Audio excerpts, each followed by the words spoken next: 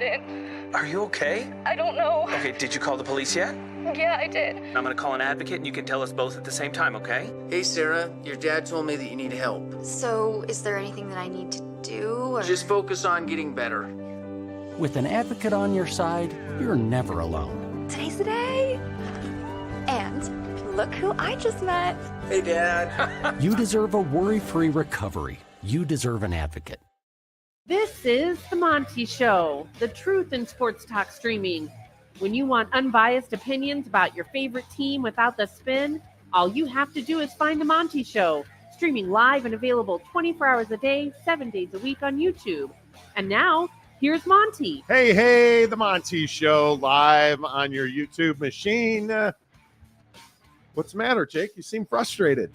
On Monday, March 17th, 2025, some of us are still not healthy. Some of us feel great. Others of us, Well, I can't hear you because, I'm sorry, what? my headphones were blasted, so I just can't hear anything now. So. Oh, okay. Okay, cool. So you're not the guy who goes out of his way to make sure that he's, a hundo P. What do you mean? You seem a little not I'm good. well today. You're still a little stuffy and, which is fine. If that's how you want to live your life. Uh-huh. Jake rolls into the studio this morning and does not say two words. Just not in a good place today. So everybody be nice. Treat him like he's North Carolina. Give him everything for free. Nothing that he deserves. Hand him a free pass to everything in life, like your Bubba Cunningham and North Carolina. Screw Boise State. Screw the Mountain West. Never mind that UNLV's broke and the Mountain West is at a critical point financially. No. Jake it. You just give North Carolina a free pass into the NCAA tournament. Right, Jake? Is anyone really surprised? I actually am very surprised North Carolina's in. I think we talked about it on Thursday before you called in sick on Friday, that North Carolina had no business being in this tournament. And I look at the way that this played out. I think this is incredibly damaging for college athletics in general. I think what happened here was nothing short of thievery. What happened here is nothing short of railroading. And this does not even mention West Virginia, who we're going to talk about in a minute. Do you recognize the incredible damage that was done to the Mountain West in this scenario? Do you understand just how important the tournament shares are to every team in this tournament? And the fact that Boise State was not only good, they were an excellent team who absolutely belonged in the tournament and would have won tournament games. I think the long-term financial ramifications of keeping Boise State out, we don't even know what those look like yet. Yeah, I mean, I just think that people are surprised because all anyone's looking at is resume. But I don't think that this is a resume conversation right now. Like putting UNC into the tournament is to me, was not as shocking as people are making it out to be, only because it's UNC. The tournament, always has Duke and UNC. ESPN loves Duke and UNC. TV partners love Duke and UNC. They want that story. And inevitably, when UNC loses its first game or somehow wins its first game and loses their second game, people are going to be talking about how they shouldn't have been in the tournament. So, and is it any surprise that Bubba Cunningham is chairing the committee that's making these decisions? No, it's not a surprise. So I think that yes, it is damaging to the Mountain West. There's no question about it. There's no question that it costs them money, obviously. But I think this is the luxury you get when you're UNC and you're that kind of brand. That is the free pass that we have seen play out multiple times in the college football playoff, now in the tournament. We're seeing this happen more regularly. Yeah, and I totally disagree. I think this was a railroad job. I think it is embarrassing. The frauds in the ACC continue to operate in a way that tells you they know that they're inferior. North Carolina has no business in the NCAA tournament, period. Full stop. That's it. That's the entire take. One quad one win, and you left out teams like West Virginia and Boise State. You have no resume. You have no big wins. You don't have elite talent. the ACC absolutely stole a spot in this NCAA tournament, and there's nothing anybody can do about it. And make no mistake, Bubba Cunningham, the athletic director at North Carolina, is the chairman of the NCAA Selection Committee for the NCAA tournament. And it's absolute thievery. And I don't want to hear about how Bubba Cunningham recused himself. Okay, great. If he recused himself, how did North Carolina get into the NCAA tournament? Because they committed one of the greatest frauds in the history of college sports. The fact that you left West Virginia and Boise State out of this tournament and you put North Carolina in is not only shocking, not only is it thievery, not only is it straight up absolute mask and gun, walk into a bank, take somebody else's money. All this is perpetuating a fraud against the fans of college basketball. I have watched every North Carolina game this year. I'm a huge North Carolina basketball fan. We have no business being in the NCAA tournament. It's as simple as that. And to me, the egregious victim here is the Mountain West. We're going to talk about UNLV in a few minutes. UNLV had their athletic director tell the Board of Regents, we're broke. And now what you're doing is you're keeping Boise State out of the tournament, who I have no doubt would have won at least one game and probably two. And you're taking financial shares away from them for at least 5 years, 6 years. You're doing real financial damage to the Mountain West while perpetrating this fraud. And I think it is absolutely terrible for college athletics. It's terrible for fan bases. It's terrible for a game that is already suffering as an afterthought in the boardrooms of college athletics. I don't know how you fix this. And frankly, I don't think you will fix it. I think it is absolutely abhorrent that the ACC was given a free berth into this tournament. This is one of the worst basketball leagues in the country getting a free pass with a really mediocre basketball team. And I think this will forever be a black day over the ACC and a black day over North Carolina. And listen, I understand that the ACC runs through Tobacco Road in North Carolina. I totally get all that. But you've got to at least have some kind of resume, some reason to put a team in the tournament. And frankly, I see none for North Carolina. Yeah, and I just think things like this are going to continue to happen while we're in this position where schools have to make as much money as they can. I mean that's what this is. I mean, this is a ploy to money grab. I mean, I think we all agree with that, and that's why I'm saying, like, I don't disagree with the take that Boise State should be in or West Virginia should be in. I don't disagree with that at all. My point is more that this is more of the same of what we've been seeing in college athletics. We talk about it so much with the college football playoff about how the SEC and the Big Ten want to run things and want to get as many bids into the playoff as possible. And we're sitting here having the same conversation. Ward Manuel sitting on top of the college football playoff committee. I mean, that you can't have that type of conflict of interest. And this is exactly what that is. And so everyone is upset about this. But the question I have is, what's anybody going to do about it? Nothing. There's nothing to be done about it. Like people are sitting here being frustrated and upset, and I understand that. I'm not discrediting that at all, but I just think that this is what you're going to see a lot of. You're going to see people doing things that they typically wouldn't have had to have done in the last 5 years because they have to make money, because they've got rev sharing problems, they've got NIL problems, they've got all these things that cost money, and the ACC is lucky to get 4 in this year, right? You had to commit a fraud to get 4 in. Like that's a problem for that conference. Yeah, I just don't see. There's nothing you're doing to fix this, but the Mountain West has got to put themselves in position to stop being a victim.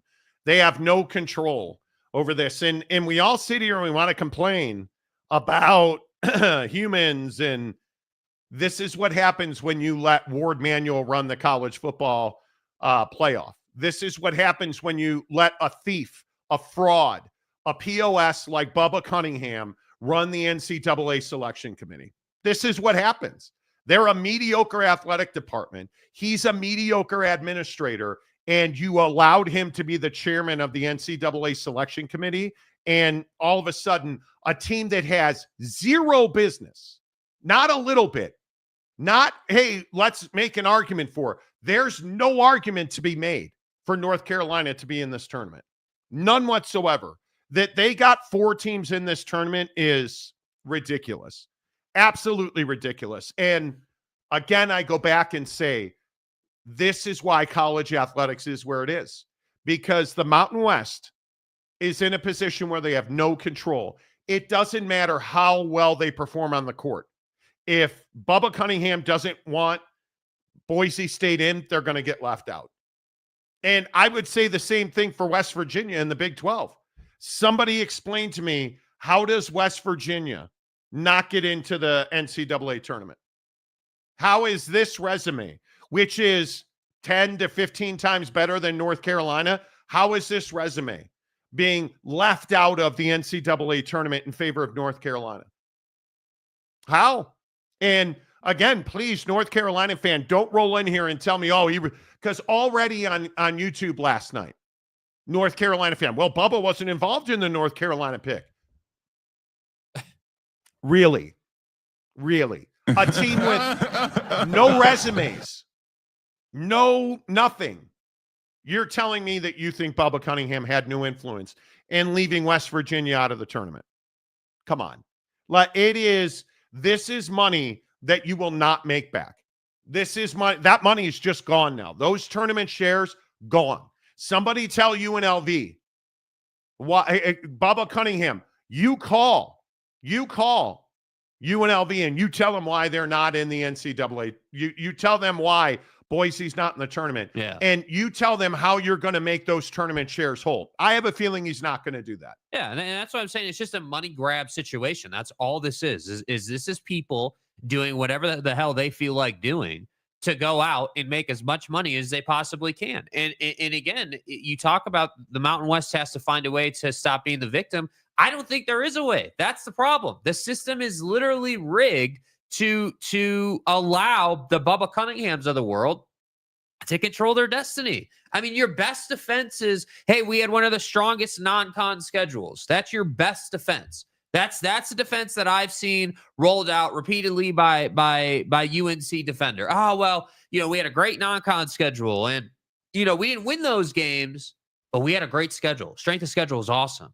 And I look at this and I just simply say, at some point, college athletics cannot be decided by humans that represent the entities involved. So you can't have Bubba Cunningham sitting on top of the committee. You can't have Ward Manuel on top of the committee. You either have to have a third party solution, a third party that has very clear instructions that everybody is on the same page with about how they evaluate teams and the qualifications to get in or not get in, making these decisions, or you have to go back to something formulaic. Like I don't know what it's going to be, but this is twice now we've had ACC teams either get in or not get in, and it's been a massive issue. Like, how is Texas in the tournament? No idea. But how would they have gotten left out? It's the SEC. And I don't even disagree with Greg Sankey, who I know on this show is the devil. I totally understand it. I don't even disagree that the SEC is in the spring of its manhood. That might be a little strong and awkward at the same time.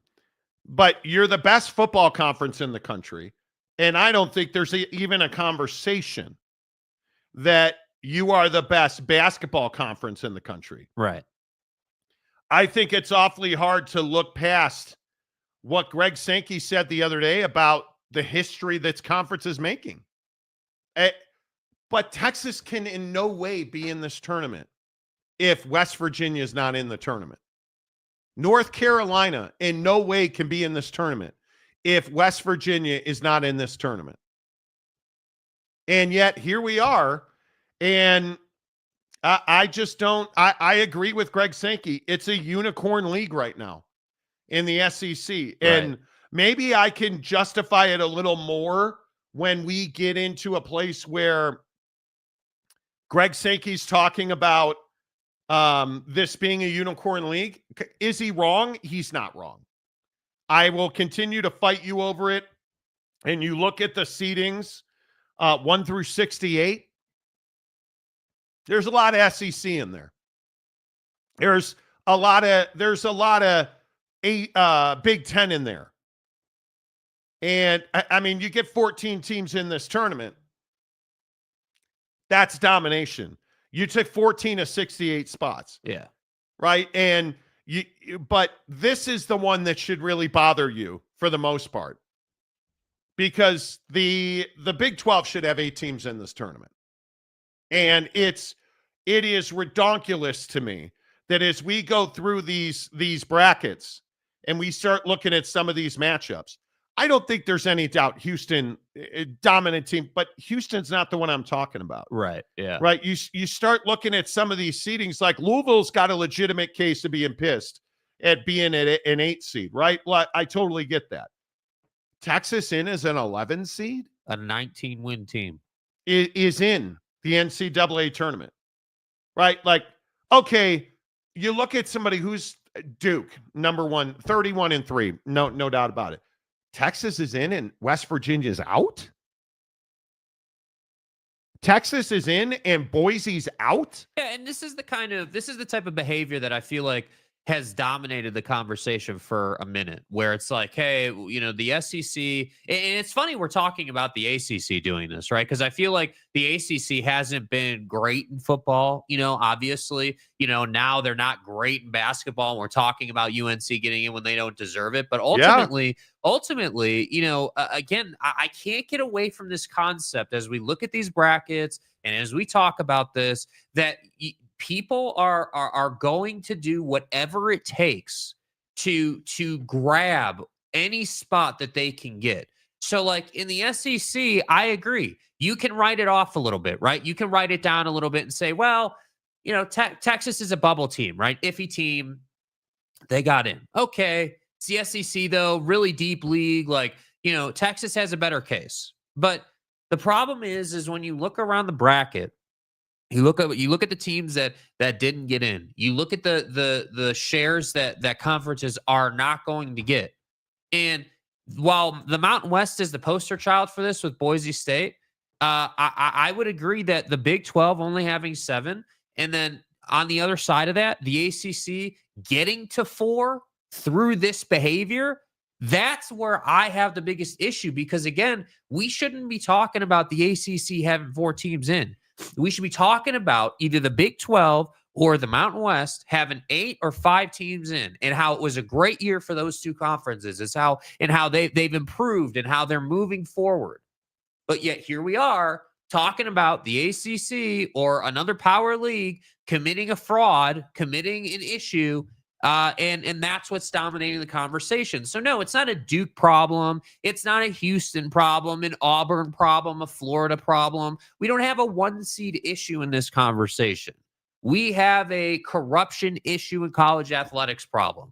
We have a Bubba Cunningham and Ward Manuel and anybody else making decisions that are supposed to be for the betterment of college athletics. Because, right, we can all agree that's what they're tasked with, putting together a tournament that is compelling, that benefits the majority, that is proper, that is fair, that is allegedly unbiased. That's what they're supposed to be doing. But instead, what do we have? We have super biased, excluding the little guy, and money grabbing. That's the best way I could describe it. I don't know what else you would call this other than Bubba Cunningham and the ACC money grabbing on the heels of the settlement, right? Because that's the other thing that I think about. You just went through this settlement as a conference. And what did we get out of the settlement? Well, the settlement, the whole concept was, hey, well, you got to have, 5-year rolling average, TV ratings. Essentially, you got to win to get paid. Yeah. And now what behavior are we seeing following that conversation? So that's where I'm like, gosh, it is a shocking headline to read. But then when you get into it, you're like, yeah, maybe this isn't so shocking. Maybe this is the type of thing that we should start to expect until we get either, again, as Brett Yormark talked about last week, an expanded, tournament to 76 teams or some type of change to the format.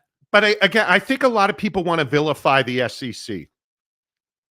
And I'll just go to a couple of Greg Sankey tweets. There's no getting away from this. Look at this number. 75%. The SEC was the first conference since the ACC in 83-84. Yeah. 1983-84, before any of you were even boiling in the bag. Right. To have every team achieve a non-conference winning percentage of 75% or better. And, of course, here's where he wholly ate the ass out of Danny Cannell. Probably a little much this early. Anyway, the point is the smartest man in basketball is saying out loud what I've been thinking for the past 3 months. This is Ken Palm saying the SEC is overrated. I'm going to say that they're not overrated, right? Like, stay hard. So the SEC is not your problem. No. If the SEC gets the benefit of the doubt in Texas, okay. If it was just Texas, okay. But then how do you explain North Carolina? And I would even go as far as to say the Texas thing is a healthy conversation for the bracket. Yes. Like the Texas thing is like, I would agree with that. 19-win team, this is going to come down to how you view their resume, right? And how if you ask Bob or Steve, you're going to get a different answer, right? Like it comes down to how you view them. But the problem is you're getting into a spot where you have a team in UNC that has no stake to the tournament. There is absolutely nothing that says UNC should have gotten into this field. And again, it is, I have to say, I'm not even a massive college basketball fan, right? Like I really enjoy college football. Obviously, the NFL goes without saying, but when we get into this time of year, March Madness in the bigger picture really should be something that is, enjoyable, right? It should be something that we all look forward to, right? It should be something that you're in the office at the water cooler comparing, brackets that you guys printed out, right? Like that's what this is supposed to be about for the masses. Instead, we're getting a story about how a team got in that has no business being in. And for the folks who follow college basketball closely, that your mind is not on BYU and VCU as a first-round matchup. Your mind is on UNC got in when West Virginia should have got in or Boise State should have. I think Boise State is the aggrieved party here. Yeah. I understand the West Virginia should have been in the NCAA tournament. But the real world implications of Boise State getting left out are too much to overlook. Yeah, and I have to say, does the committee not take into account what's going on? Like, damn. And this is the part that kind of upsets me a little bit. This is the part that really bothers me is to your point, not only did you put Bubba on top of this committee, and not only did UNC have a dog crap year, we all know that, and they shouldn't be in, but then you put them in. And by putting them in, you axed Boise State when you damn well know what's going on with the Mountain West and the Pac-12. How many teams got in from the Pac-12 this year? Oh, that's right. None. Better send those refunds. None, right? And so now with the exiting members, Colorado State got it. Like you know damn well. Yeah. The damage that was done to the Mountain West. And then there is this UNLV story. And I think this plays right into it. Do you buy that UNLV is broke? I don't necessarily believe that. I have talked to a lot of people at UNLV, but look at the Review Journal, Las Vegas Review Journal. Erick Harper, who I think is a really good athletic director. He's the AD at UNLV. Misspoke last week when he told the Board of Regents that his department only had funds to pay for the first 2 years of Dan Mullen's contract. UNLV said in a statement that Harper made the comments with incomplete information. UNLV Athletics can fulfill all of its coaching contracts. To clarify, multiple funding sources cover the costs of all athletic department salaries, including revenue, philanthropy, conference revenue distribution, and direct and indirect institutional support. In other words, yeah, we're broke, but there's money coming in. Do you understand now why leaving Boise State out of this tournament? Where do their tournament shares go? Do you guys understand that every game you win, you get a larger tournament share? And do you understand they spread those tournament shares out over, I believe it's a 6-year period? So is Boise taking that money to the Pac-12 when they go to the Pac-12? Nope. No, it stays in the Mountain West. And keeping them out of the NCAA tournament does real damage to Boise and everybody else that's currently in the Mountain West. Where's UNLV? Oh, that's right. They're in the Mountain West. That's right. And we're having real world conversations about, hey, UNLV can't pay Dan Mullen if they fire him today. Never mind, UNLV fired Kevin Kruger the other day. Yeah. Which wasn't the easiest financial decision to make, but why did they do it? Because that's the right thing to do. Yeah. And I don't mean to belabor the point. But I think it's a good one. I mean, at some point, the conversation of, like UNLV is a good example, just generally speaking. Like I think if we wind the clocks back and you go back to, let's wind the clocks back. You wind the clocks back and you look at the NIL situation. Let's wind the clocks back a year. You think about, hey, well, because everyone asks, well, hey, if they can't afford to pay their coaches, right? When this story first came out. If they can't afford to pay their coaches, is that why the Sluka thing happened? And a lot of people speculated about that. And I'm not sitting here saying UNLV is broke. What I'm sitting here saying is that if you're having conversations about whether you can or you can't, you need to make more money. And the idea that I agree. That the Mountain West got stiffed here with the Boise State situation is absolutely brutal. And so it goes without saying that now, because of this conversation, I'm looking at this bracket differently now. Now you're forcing me to watch Colorado State. You're forcing me to watch New Mexico, right? You're forcing me to watch San Diego State and understand, hey, well, how many games are these teams going to win? Can each of those teams win one game?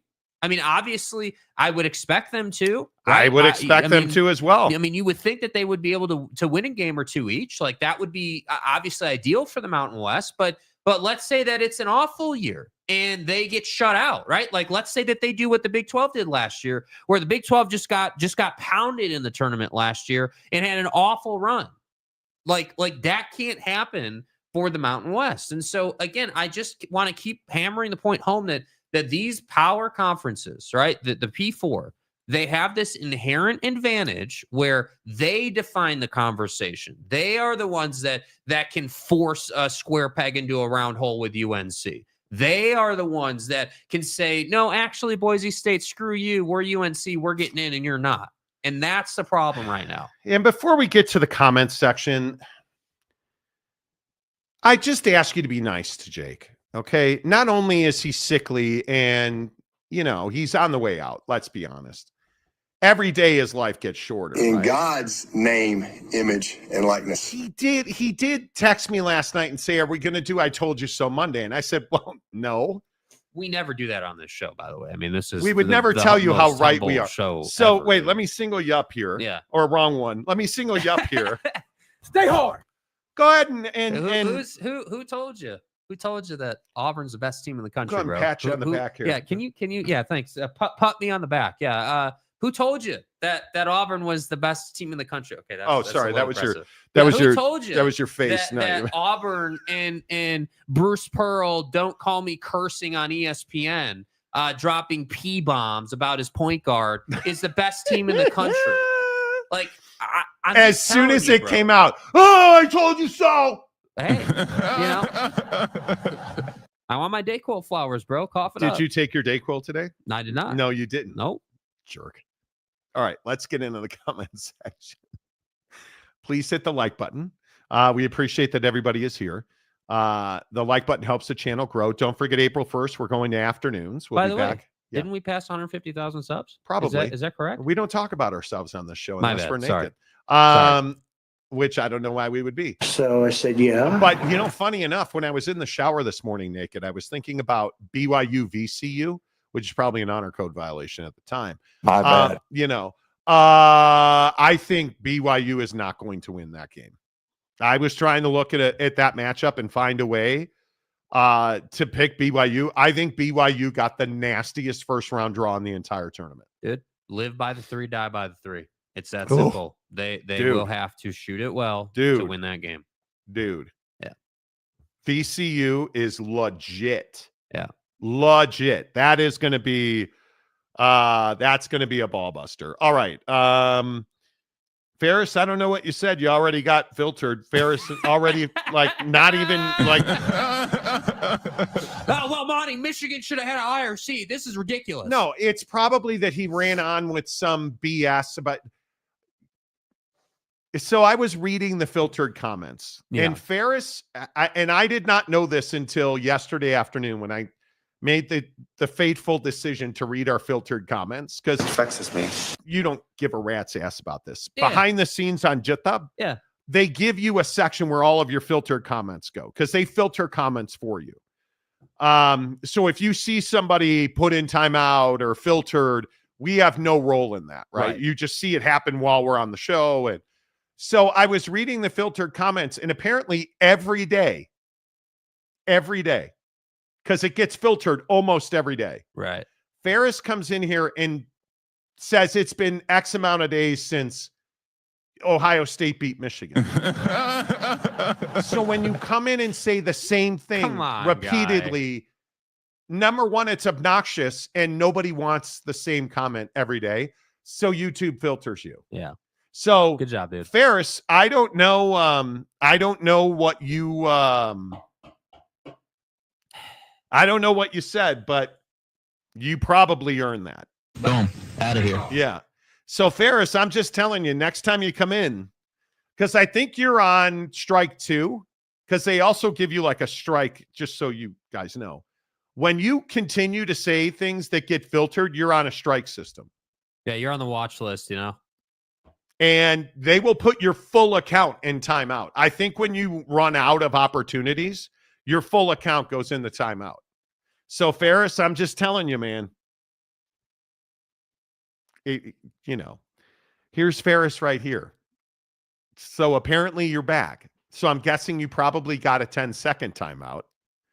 Because there are also, like, you can get a 10-second timeout, a 5-minute timeout, There's a 5-day. to the game, People are saying that it's unjust that Michigan has a lower. No, nobody's saying that. Nobody is saying that, and nobody. I didn't even know you commented that when I trolled you, bro. Nobody Here cares. You are. Nobody cares. Good Lord, Jay Chapman, get the pitchfork and torches out. We're going to Bubba's house. Dude, it's a crime, bro. And that's putting it mildly. Yeah. That it is a crime. UW fan Jim, I know it sucks, but this is why people sue. It is why people sue. But again, the thing is, like, so in college football, we have at least smoke around like the Super League and the format changing and, taking the humans out of it. But in the tournament, that's not the conversation. The tournament is just whether they're going to expand it or not. There's no conversation around, like completely reforming this situation. And that's the part that worries me is that as the landscape in college basketball changes and really the financials of college athletics change, how many times are we going to see something like this on a yearly basis? Like, is this going to be a more regular thing moving forward where you have a team get in that's just, I hate to say it, but is a fraud. Like you shouldn't be in the tournament, but yet you're in. Yeah. I guess so. Vlad Kristmanov. Okay, I'm going to read a non-member comment. You're playing with fire here, bro. And usually that does not end well on this show. Right. Thank you to, all of our guys that give out memberships. If you're a non-member on this show, I don't even know what to say. Boise State didn't deserve to get in. Here we go. Well, we can just stop right at didn't deserve to get in. They have one of the best resumes. Yeah, anyway. Based upon last year's performance by the Mountain West. Okay, we'll move on. Jay McClanahan. The SEC had 14 of 16 teams in the tournament. Some teams had 6 and 12 conference records, 6 and 12. But I think it's your overall. And again, I go to this right here. Yeah. And we can sit here and we can fantasize about how, oh, well, the SEC doesn't belong. But 75% of their teams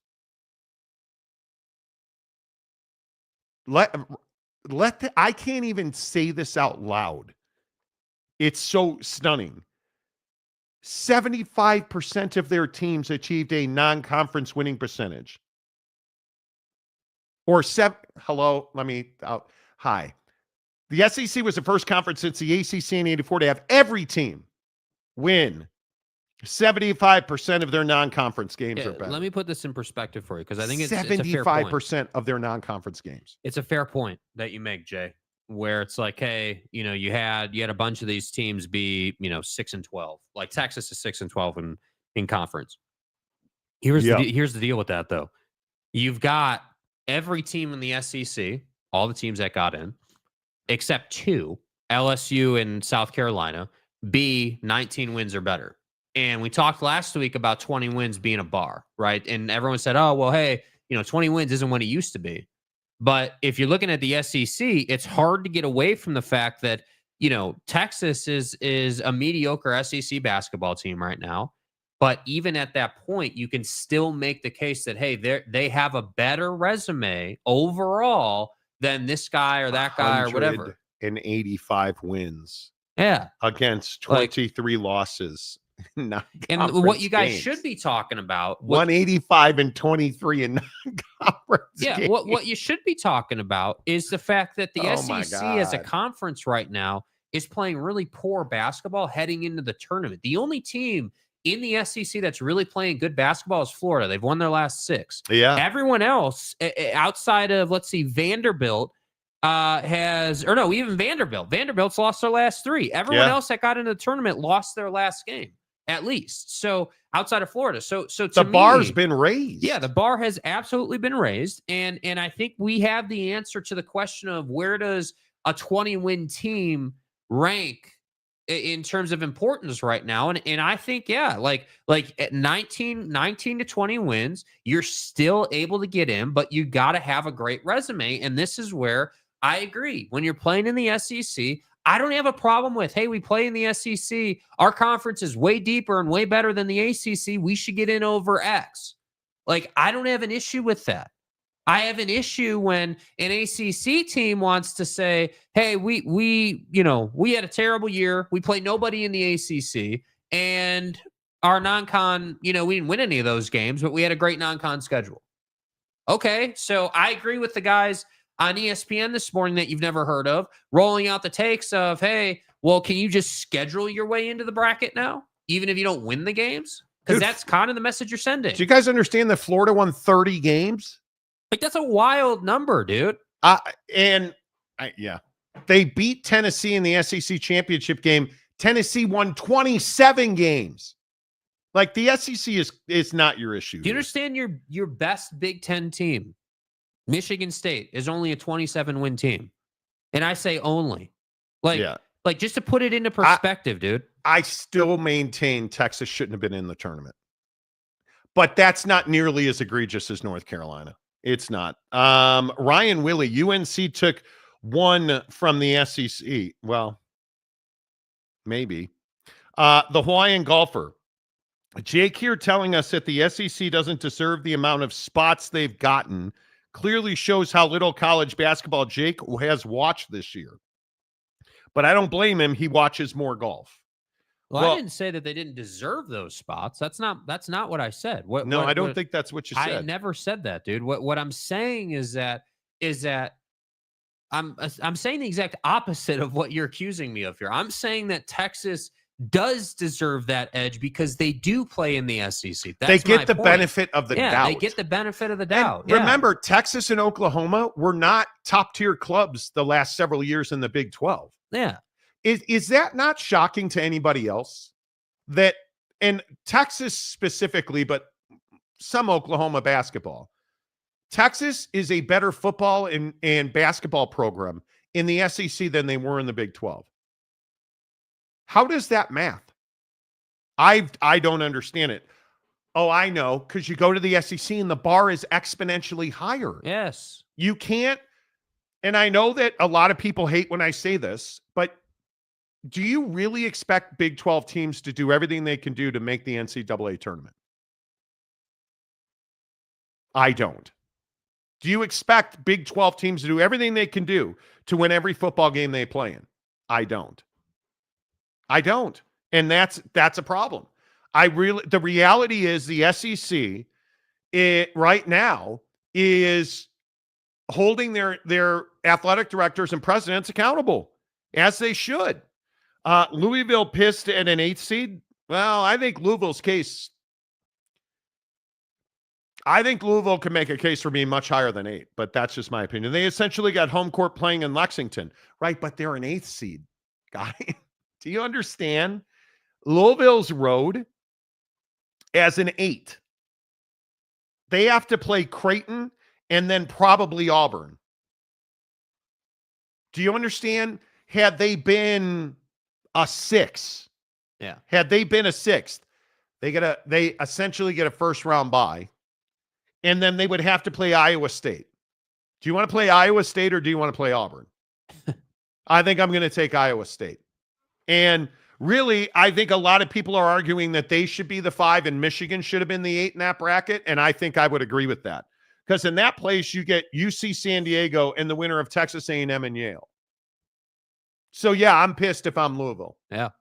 There is no – the road that Louisville was handed, it's inexplicable. That you put Louisville at an 8, and then their second-round game is Auburn. That's inexplicable. Can't even fathom it. Big Ten tournament was amazing this weekend. I actually thought it was pretty mediocre. Maybe it's just me. I think teams that shoot the volume of threes, BYU is a great example of this. Yeah. You're not going far in the tournament. Nope. You can't be, and I think we're seeing a lot of this because how young college basketball players are. Remember, the 3-and-D guy. It's now the 3 and how many turnovers are you going to commit guy. Yeah. It certainly with a team like BYU, right? That's the plague at BYU. Well, I also think that you have an NBA coach at BYU who came from a system, in the NBA where they shoot a lot of threes. I mean, that's what they do. And the other, hard part is at BYU, you're not the most athletic team. You're not. That you're playing. So, I sit here and I watch how BYU got suffocated against Houston. And it's because you don't have size or enough size. And Houston is long and athletic and able to move their feet and able to close out on the 3. And that's what's going to limit you in the tournament. Yeah, I think it is going to be fascinating. That BYU VCU, that is a really difficult matchup. Like Baylor Grand Canyon, dude. I would not want to play Grand Canyon in the first round. I absolutely would not. All right, let's run through some comments. Sergeant Warhugh, Texas should not be here at all. I would agree. Jay McClanahan, Big 12, 20 conference games. SEC plays 18. Big 12 needs to go back to 18 conference games. I think it's an interesting discussion about how important is your non-conference schedule. No, if you're UNC, it's your whole life. It's an interesting argument. It is. Lopes fan Gabe, teams should have to be at least 500 in conference play to qualify for at-large bids. 14 of 16 SEC teams is unjustifiable.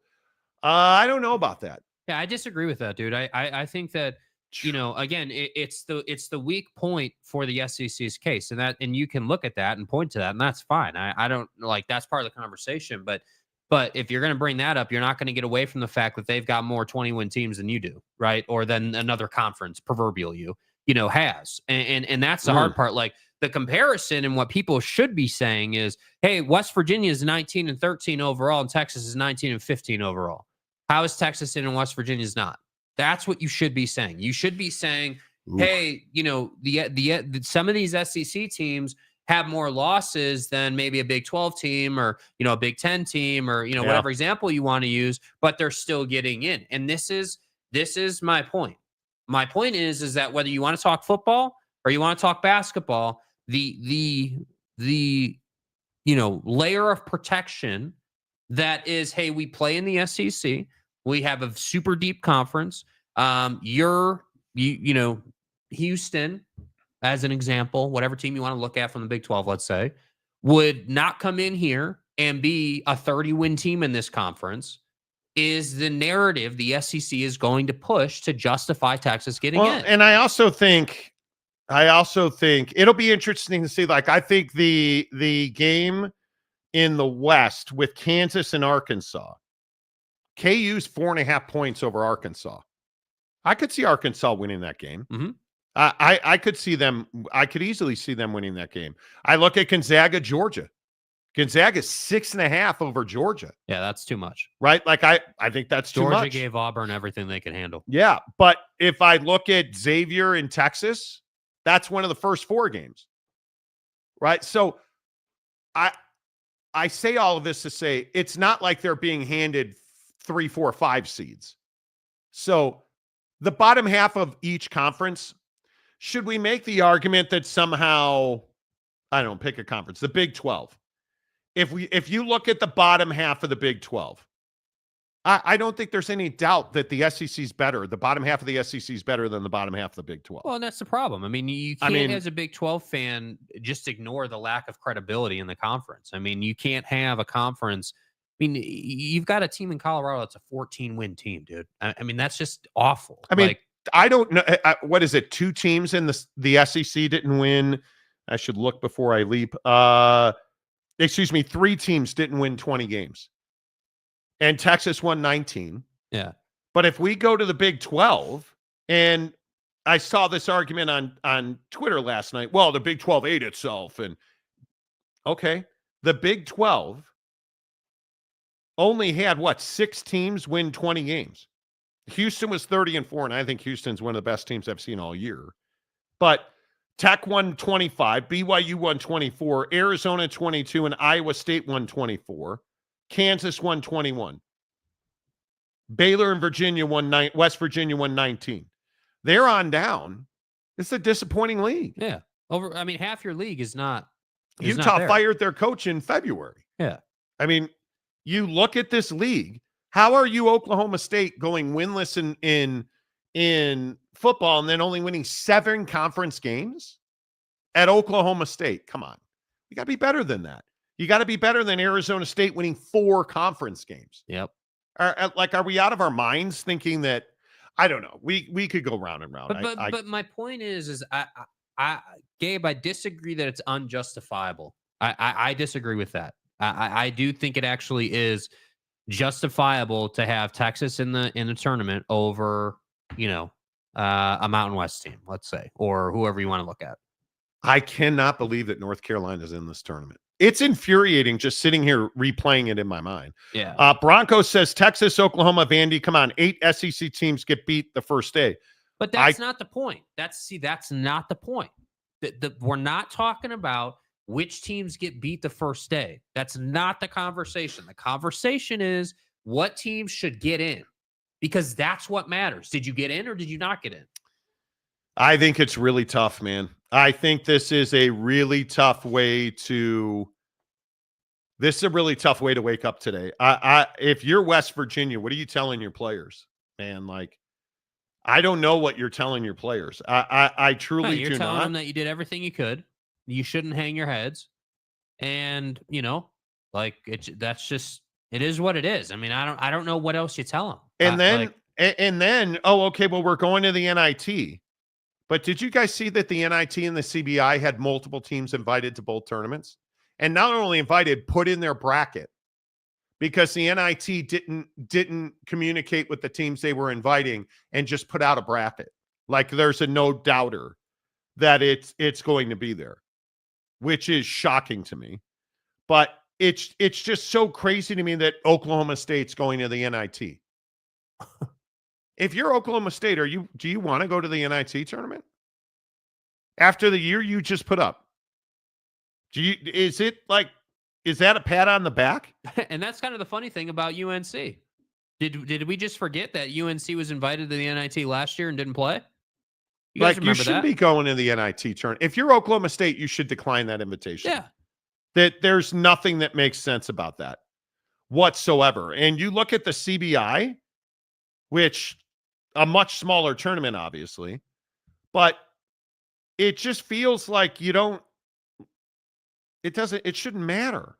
Like, if you're going to the NIT or the CBI, you're simply doing it because you want to spend money. Yeah. I mean, it's outrageous to me. Hawaiian golfer, the NCAA Tournament Selection Committee isn't responsible for the financial well-being of these conferences. I don't know Who do you think makes up the? Yeah. How do you guys not pick up on this? Who do you think sits on that committee? The athletic directors, and I don't even. Let me read you the people. Why do you think that UNC got in, dude? Like, do you think that Bubba Cunningham was just sitting there saying, "Well, I represent UNC. I want my school in. This is neat." No, that's not why. The why is, hey, we want to make money. We need to make money. That's why. What do you mean? Bubba Cunningham is the chairperson, the athletic director. You look at Keith Gill, the Sun Belt commissioner, Greg Byrne, Alabama. Like, you look at the people that are Chad Weiberg, Oklahoma State athletic director, Zach Lassiter from Abilene, Stu Jackson. Who's Stu Jackson? That's right. He's the commissioner of the West Coast Conference. They're not responsible for the financial well-being of. This is supposed to be a committee that is made up of individuals throughout all of college athletics. It's not supposed to be just P4, G5, or however you want to delineate it. It's supposed to be representation from all of college athletics, putting together a bracket. Martin Newton, Sanford athletic director. Yeah. Temple athletic director, Manhattan, Abilene Christian. Nah, but they're not responsible for the financial being of those conferences. What? How do you not understand this? Yeah, come on, dude. Are you out of your mind? Are you out of your mind? That awkward guy, UNLV needs to go put everything on black. Well, I would say that they need to stop gambling. Yeah. Norge Coog. It's a joke that Texas and Oklahoma were also rans in the Big 12 make the dance due to conference affiliation. I don't know that I agree with that. I'm not sure. I for sure think Mississippi State loses to Baylor in the first round. Could be. Stadium Guy James, congrats, Monty and Jake, for hitting 150K. Let's get to 250 by the end of the year. You better start hitting the like button. Yeah, hit the like button. More breaking news always helps. Ferris Khan. Michigan versus UC San Diego is perfect for me. San Diegans are partying like it's 1989 right now with two teams in the tournament. Do you see how you wear me out, dude? Not everything has to be a Michigan reference. Just have like a normal this is why we don't read your comments, Ferris, because it's wild. Jay McClanahan. Hopefully Big 12 does great in March Madness. They need it. Yeah, they need a better year this year. The conference needs it. Rock and Rant. North Carolina AD apparently auditioning for the SEC. Okay, right? Well, that's true. Right? That is true. That's true. Jimmy Otson, I'd be pissed to be Auburn, possibly having to play Louisville and Lexington. Auburn is legitimately good. And if I were Auburn, the aggrieved party there is Louisville. Yeah. It's incredible to me that they're an 8. Am I making too much of that? Like, I feel like it's... I don't think you're making too much of it. And I also think teams like Auburn and Houston and Florida and, Duke, the best teams in the country, they get everybody's best every single night. So I don't think that Auburn's going into a game with Louisville, let's say, or whoever, thinking like, oh man, wow, we're really scared. I think what they're focused on is playing their best basketball, because typically that's better than whoever they're playing. And that's the difference. Yeah, I think it is, to me anyway. This is powerful people making power grabs, taking the money. Yeah. That's it. Like, I think it's just in my opinion, this whole thing is no different than the college football playoff. Yeah, that's what I'm saying. Are we really that surprised? Are we really that surprised to be sitting here talking about, hey, UNC AD, UNC president, this guy, that guy, gets his team in, as the chair of the committee? No, I'm not surprised, because that's what these dudes do. That's what these administrators do. And I'm also not surprised that, the Mountain West and the Big 12 are footing the bill for that, because that's what's happening here. And it gets old having to talk about this over and over, but it's what's happening. Yeah, I don't know. I don't know how you fix it. I don't know how you fix it. I don't know. The answer is I don't know. I wish I had a better answer. I don't know. I have no idea. What about the college basketball crown tourney? How much do those teams get paid? Yeah, whatever happened with that? That's the Fox Sports. Yeah. That's the Fox Sports tournament. And just going to their website, I don't see that they have a bracket filled out. It's supposed to be at the MGM Grand and T-Mobile Arena. March 31st through, I think their championship game is April 6th. I never saw a bracket for that. I'm curious to see. Maybe they'll put that bracket out after the tournament's over. Because what it's supposed to be, a new postseason tournament launched by Fox Sports. The 16-team Crown event held in Vegas will award automatic bids to the top 2 non-NCAA tournament teams from the Big 10, Big 12, and Big East. The rest of the bracket will be filled out by a committee. I'm very interested to see how that all plays out. Yeah. And because I haven't seen an update on that. And if somebody has it, please let me know. Because that's interesting. Blue Turf, the only team I know of in the crown tourney is UCF. They posted on X they are in. Okay, there you go. Okay. There you go. Cool. I loved how Bubba was speaking. They put 1 quad win for UNC. Like, come on, bro. Do you really feel like, I mean, this is theft of the highest order. And I again point to how do you expect the Mountain West to survive when I look at this as another Pac-12 poaching them? I look at this as another UNC took Boise State's spot. And what are you going to do about it? Absolutely nothing. I think it just is what it is, right? Like it just is what it is. And I think it's wild to me. That you have a situation where the answer is I don't know. The answer is I don't know what that looks like. I have no idea what that looks like. I have no idea how conferences like the Mountain West survive. I don't know, because when you are constantly hemorrhaging money through not your own doing, having to fight a poaching lawsuit, having to fight an exit fee lawsuit, having to fight Bubba Cunningham taking money from you. Well, like, how is any of that their own doing? That's not. It's wild to me. It is absolutely wild to me. I mean, do you still have that graphic up of who's on the committee? Still, do you have that up by chance? I can get it for you. Because I would be curious to know, does the Mountain West have, like, what kind of representation is the Mountain West going to have? They don't have nobody. It's a small committee. Yeah. And I can put let me put a graphic up for you. Because that's the thing that is crazy to me is, like, there's nothing the Mountain West can do, but you would think at some point they would have representation, that they would have somebody at some point. Well, you would think that a guy like Stu Jackson, who's the commissioner of the West Coast Conference, you would think that he would represent the G5 or the smaller conference, right? Yeah. Here's the list of committee members that currently sit, and in parentheses is when they're no longer on the committee.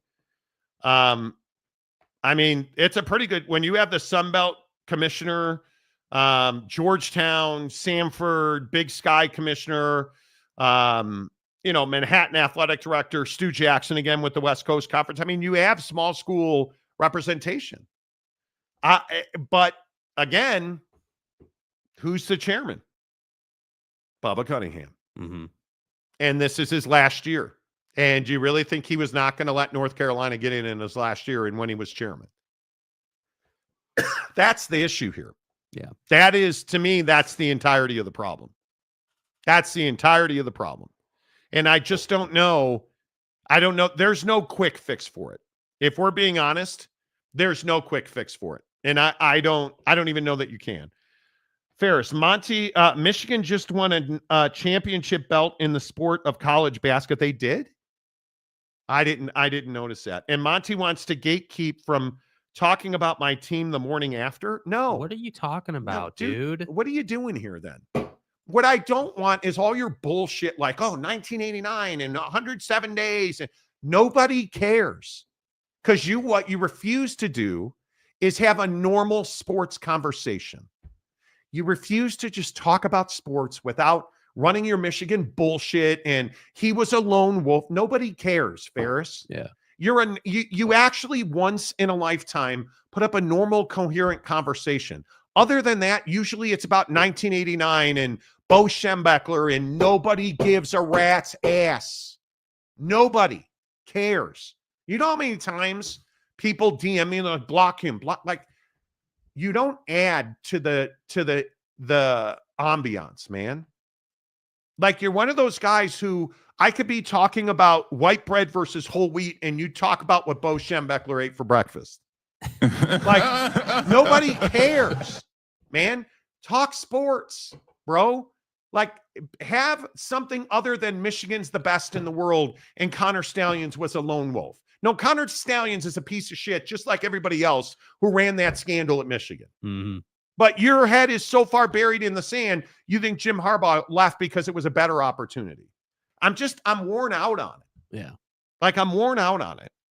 Anyway, okay, I don't feel better. For your info, Program. I heard the Crown Tournament pays all expenses and the players get paid the more you win. Well, that was the whole structure of it. It is a for-profit operation. It is not like NCAA tournament, and I think it's a really good concept, and I think it is absolutely a threat to the NCAA tournament, which is why I think they're trying. I think part of the reason that the NCAA struggles with stuff like this is they think they're undefeated, they're unbeatable, and they're not. The NCAA has never been more vulnerable when it comes to super leagues and other opportunities in college basketball. And I think it's really sad that you left out Boise State and you left out West Virginia. And there's really just no justification for it other than the ACC wanted more money. Yeah. It's as simple as that. The Hawaiian golfer, the F1 race was wild this weekend for those who stayed up to watch. I was not one of them. Did you guys see, speaking of Australia, did you guys see the Hilton Hotel? I think it was the Hilton Hotel just on fire in Queensland. Like the roof is on fire and these huge chunks of burning debris are falling off of the Hilton Hotel in Queensland. It is one of the wildest things I think I have ever seen. So yay, Australia. Right? By the way, here at the top of hour number 2 on the Monty Show, presented by the Advocates at theadvocates.com, the Players Championship, Rory McIlroy and JJ Spahn in a playoff. And you got to be kidding me. Rory McIlroy just hit a drive right down the middle of the fairway. And the divot he hit was so big, the ball took a right-hand turn. Great drive. Who do you favor in this tournament? I think you got to favor Rory. I think you have to. I think you have to. I think Rory's a Hall of Famer, great golfer, super dialed in. We're only here because Rory can't make 3-foot putts. Yeah, like that's part of this. So we'll see. I don't know. JJ Spahn has never been in this situation, if memory serves. So no, and just so you know what's on the line, it's a 5-year exemption on the PGA Tour. You get entry into every single. Oh boy, is that going right? I think it is. You get oh yes, Spawns in the rough. Spawns in the rough. So you get access to every major, and it's among other things, it's $4.5 million to the winner. And the difference is that Rory could care less about the money and doesn't need an exemption, and JJ Spawn does. Yes, yeah. So you could be fully exempt, which means you play in every event on the PGA Tour for the next 5 years. Yeah. For a guy like JJ Spawn, that's huge. They're going to play a 3-hole playoff aggregate. Yeah. So it's not sudden death. They're going to play 3 holes, and whoever's leading after 3 holes wins the tournament. Yeah. It's 16, 17, and 18 at Sawgrass. Water on every hole. 17 is a par 3. It's the island green. It's the stuff of dreams. It is the stuff of dreams. The Monty Show presented by the Advocates at theadvocates.com. Why? Do I read another Ferris comment? Because you just don't get it, Ferris. No, I'm not going to. You're lost. Hey, man, 1989 was a good year. Don't be a hater. I'm not a hater. Nobody cares about 1989. I'm not a hater. I think 1989 was a great year. I believe I lost my virginity in 1989. So, I mean, you know, I get worn out on guys like Ferris who won't talk sports, won't have a conversation outside of Michigan and how this impacts Michigan. And who cares, man? Like, who cares? At least Wasikowski comes in here and talks about being a Michigan State fan. Erick Two-Face. The Stadium Guy James, if you're the praying type, pray for Stillwater, Oklahoma. So now you're back to being an Oak State fan. Over 100 people have lost their lives and homes due to wildfires. So wait, let me get this right. Climate change isn't real. No, that's all fiction. But we have tornadoes in places that don't usually get tornadoes. Right. We have wildfires in March, and we have rain and snow across this country. Do you understand that Kansas is in the 60s and 70s this week? And Utah's in the 40s, and we're going to get another massive snowstorm this week. And Oklahoma has wildfires. And if you haven't seen the wildfires in Oklahoma, bro, in all seriousness, it's wild. Yeah. It is unbelievable. It is nothing different than what happened in Los Angeles. Like, people are lives are at risk every single day due to weather, you know. The Natural says, give it up, bro. Well, it's not that I want to give it up. I'm just sometimes I think he's saying that to Ferris. To fair, okay. Yeah. I get worn out on the BS. Yeah. I do. Climate changes all the time. No, it doesn't. No, it does not change all the time. We should just throw the Patriot League a spot for money because they need it. Well, if they earn it, and doesn't the Patriot have an auto bid? I think the Patriot has an auto bid already. So you know. Yeah, I just think the argument you're trying to make is that they just don't have to care about people's money. And it's not that the Mountain West should get a charity donation. That's not what we're talking about. The Boise State absolutely has a resume that dictated they should get into the tournament. And they're not in because Bubba Cunningham, perpetrated fraud to get UNC in, basically forced them in. Like, that's the issue, dude. It's not about UNLV being broke per se. It's about that Boise State had a resume, in my opinion and in our opinion, earned their way in, and they're not in. Like, that's the issue. I mean, and obviously San Diego State, but again, there's just no way to argue when you look at the I don't even know how this is a conversation. You really think that the selection committee didn't make a mistake here with Boise? That's crazy to me. Yeah, millions of years ago. Exactly. Okay, so quick update on the players. Yes. JJ Spawn is deep in the rough here. Just off the fairway, but his lie is not good. It doesn't appear. Yeah, the rough at TPC Sawgrass this year is deep. So you can make a golf course more difficult in a lot of different ways. You can shave the greens down, make them super fast. Well, okay, it rained a lot, and you were expecting rain.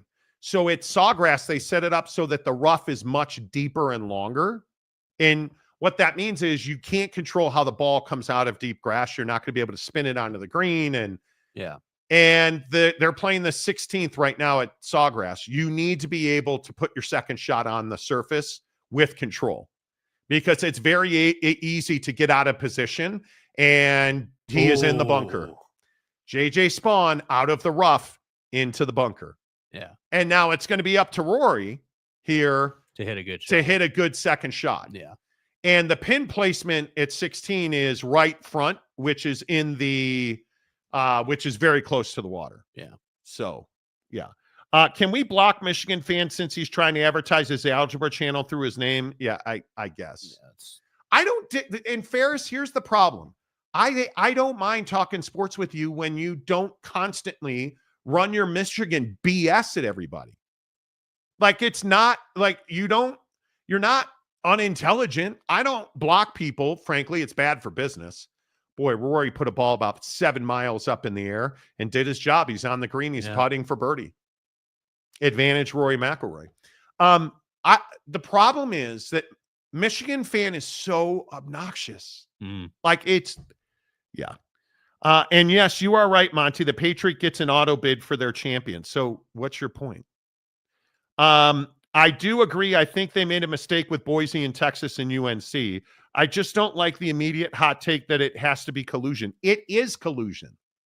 There's work through it. What other reasonable explanation is there? Yeah, see, this is my thing, bro. You're playing both sides of the fence here. You're saying that you don't like the immediate hot take that it is collusion, and then in your comment, you're saying in capital letters, even though it clearly does look like it is. I don't think it looks like anything. I think it is. It is. I think that there's no way to justify UNC's position in the tournament. Like, the idea that over the weekend you had people saying, oh, well, they're getting the last seed in the – do you have that picture of all the seeds ranked? I saw this picture going around, this graphic we have where it's like, oh, well, UNC is the last seed into the tournament and, that's their position and why are we hating on them? And it's like, well, actually, dude, we're hating on it because the resume says they shouldn't be in the tournament at all. Whether they're the last seed or not or whatever is irrelevant. The point is that you shouldn't have been in at all, and you're robbing other teams of the opportunity. Now, listen, I know that I'm old, but I believe that says North Carolina is 46th. 46th in the seeding. And it's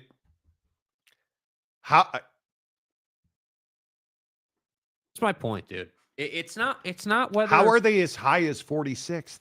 I don't understand why people are trying, like, you're trying to argue the merits of whether it looks like something or not. I to be honest, man, I don't care if it looks like it. I believe it is. That's like, I do. Yeah.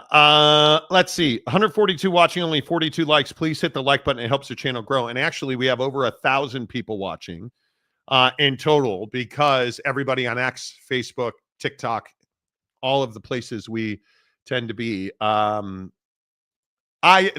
no argument to be made that North Carolina belongs in this tournament. Yeah. There is no argument to be made. Oh, man. And now Spawn is out of the bunker, and he has probably 20 to 22 feet for a putt. He is in real trouble here.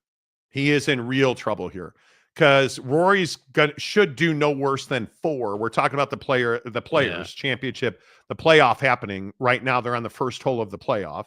It's a 3-hole aggregate. Rory's probably doing no worse than 4 here. Right. On in 2. And I think Spawn does no better than 5. Because he'll 2-putt this, right? So driver. I would think, yeah. Bunker, out of the bunker onto the green. He's 3 right there. So the best he can do if he makes this is a par. Rory's putting for birdie. I think he at least drops a stroke here. Yeah. I don't know how he doesn't drop a stroke. We'll see. Norge, climate change is real and has been for 4.5 years. Yeah, okay. Keep your head in the sand. Monty's Penn State bias is showing. I'm a huge Penn State fan. Car Wash Channel. Update, Jazz are officially eliminated from the playoffs for the first place in the lottery for spot for Cooper Flag. Okay, you understand, though, that just because they're the first in the lottery doesn't mean they're picking first, right? Still got to go through the lottery. You still got to go through the lottery. Frozen envelopes. Nah, conspiracy theory, Monty. Frozen envelopes. Frozen envelopes. There's the 100,000. Okay, here we go. Rory's putting. Rory putting for birdie. It's on the way. And it is going to be a par. It's going to be a par. Oh. And he left it past the hole. God, dog. I love Rory McIlroy. But my man, he put that 4 feet past the hole? Yeah, that's work to do. That's still. a bad putt. Yeah, that's work to do. That is a bad putt. Ferris wears his welcome out very quickly on a lot of podcasts. Nothing new. I have no idea where else he goes, but it just can't be. I'm telling you guys, it can't be Michigan all the time. Yeah. During football, when there's a Michigan, I'm totally here for it. But anyway. All right. Hive Mind, my team is in the Vegas tournament this year. Who is the team I should watch in the dance? VCU. I think VCU is one of the Cinderellas. Absolutely. Yes, it's plausible deniability for the committee. If they lose, it's easy for them to say, see, they didn't make the real tourney because they lost the play-in. The play-in is okay, sure. I got Gonzaga all to the final to win the title and the trophy. Gonzaga. 90-0 win. Gonzaga. I think that sounds realistic. Oh no, you don't. Dallas is in the pooper for Cooper. You put Cooper Flag on the same team as AD, Kyrie, and Clay, and they would win the West. I don't think Anthony Davis will ever play another game for the Mavericks. Yeah, he's gone. I think there's a real good chance of that. JJ Spawn for par, and he comes up short. He will drop at least one stroke. So now Rory's got to make this. Rory's got to make this 5-footer. It's probably 4 feet. He's got to make this putt. And Rory routinely misses these putts.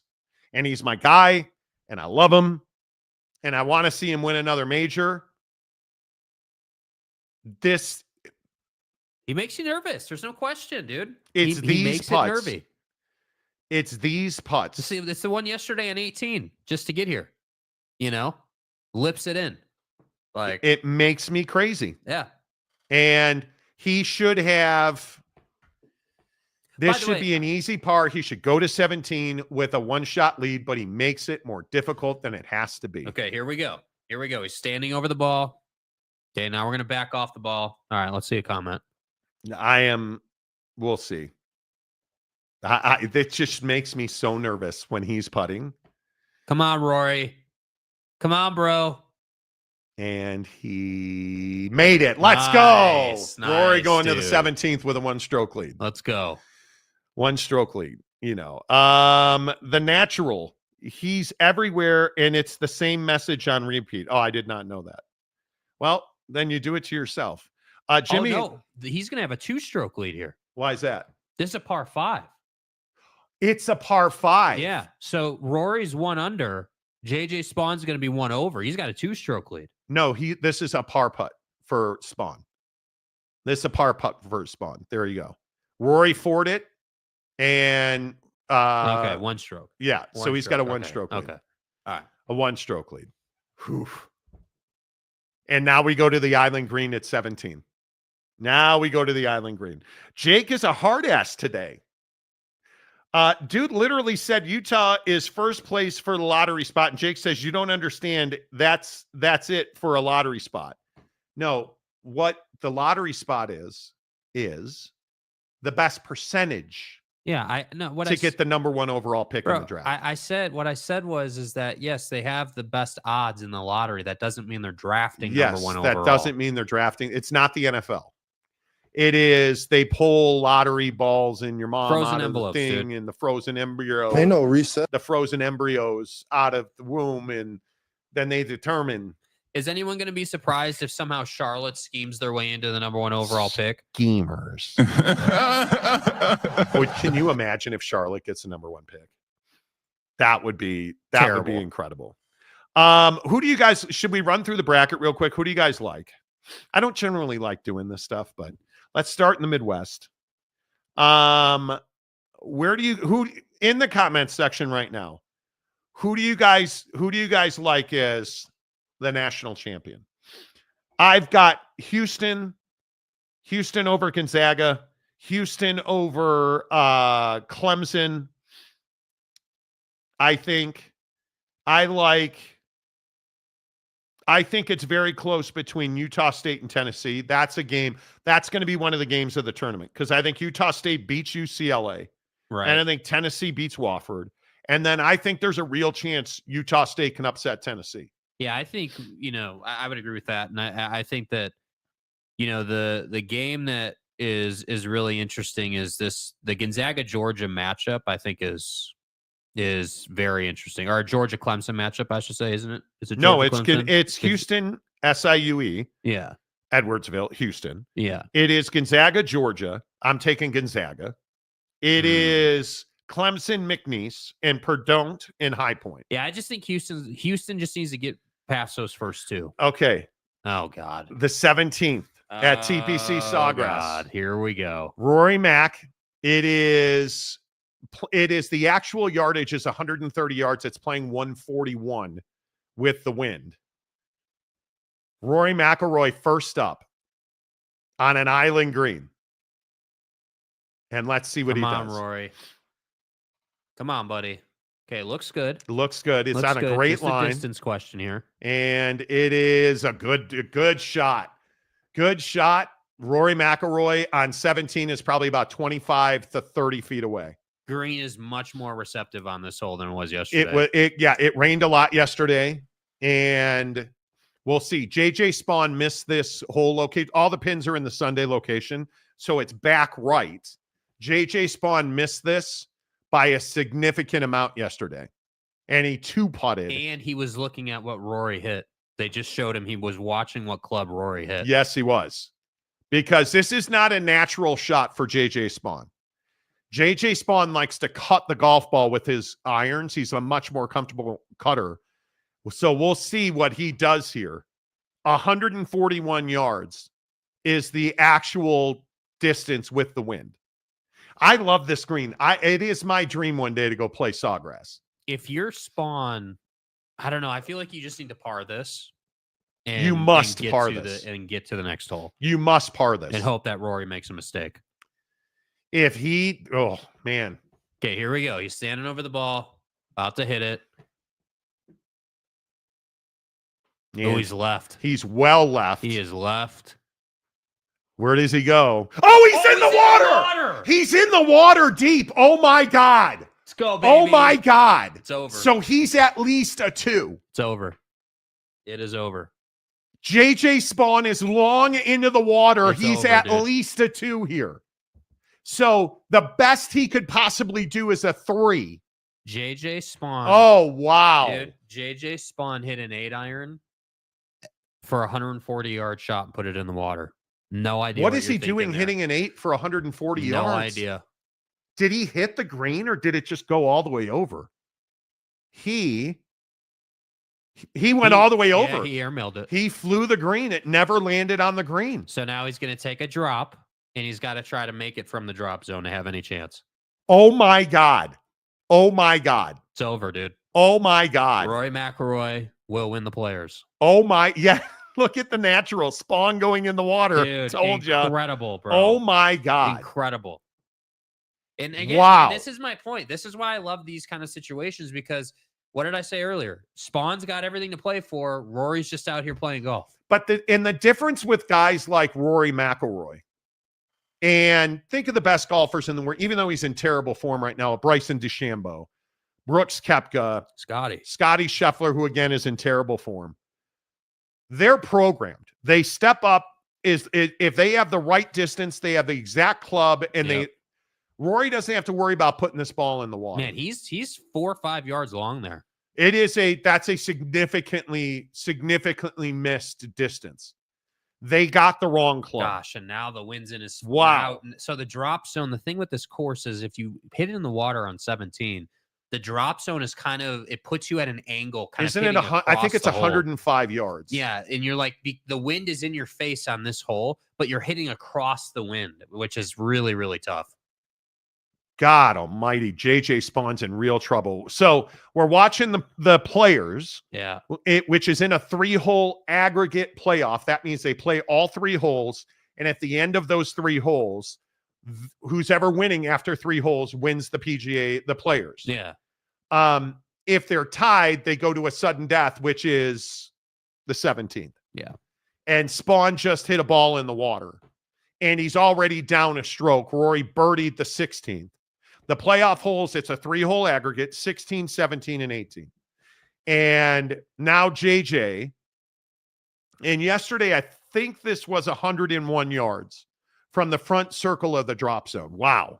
Man. I cannot believe that he hit that ball in the water. I just can't believe it. I can't believe it. And now, how is that? How do you mentally adjust to this right here? Because he's not going to tee the ball. This is going to be a wedge, probably a lob wedge off the and he's got to try to keep it low and spin it. I would guess that's what he's going to try to do. I don't.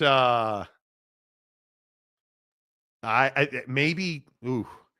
So let's see what Spawn does here. Does he go in the water again?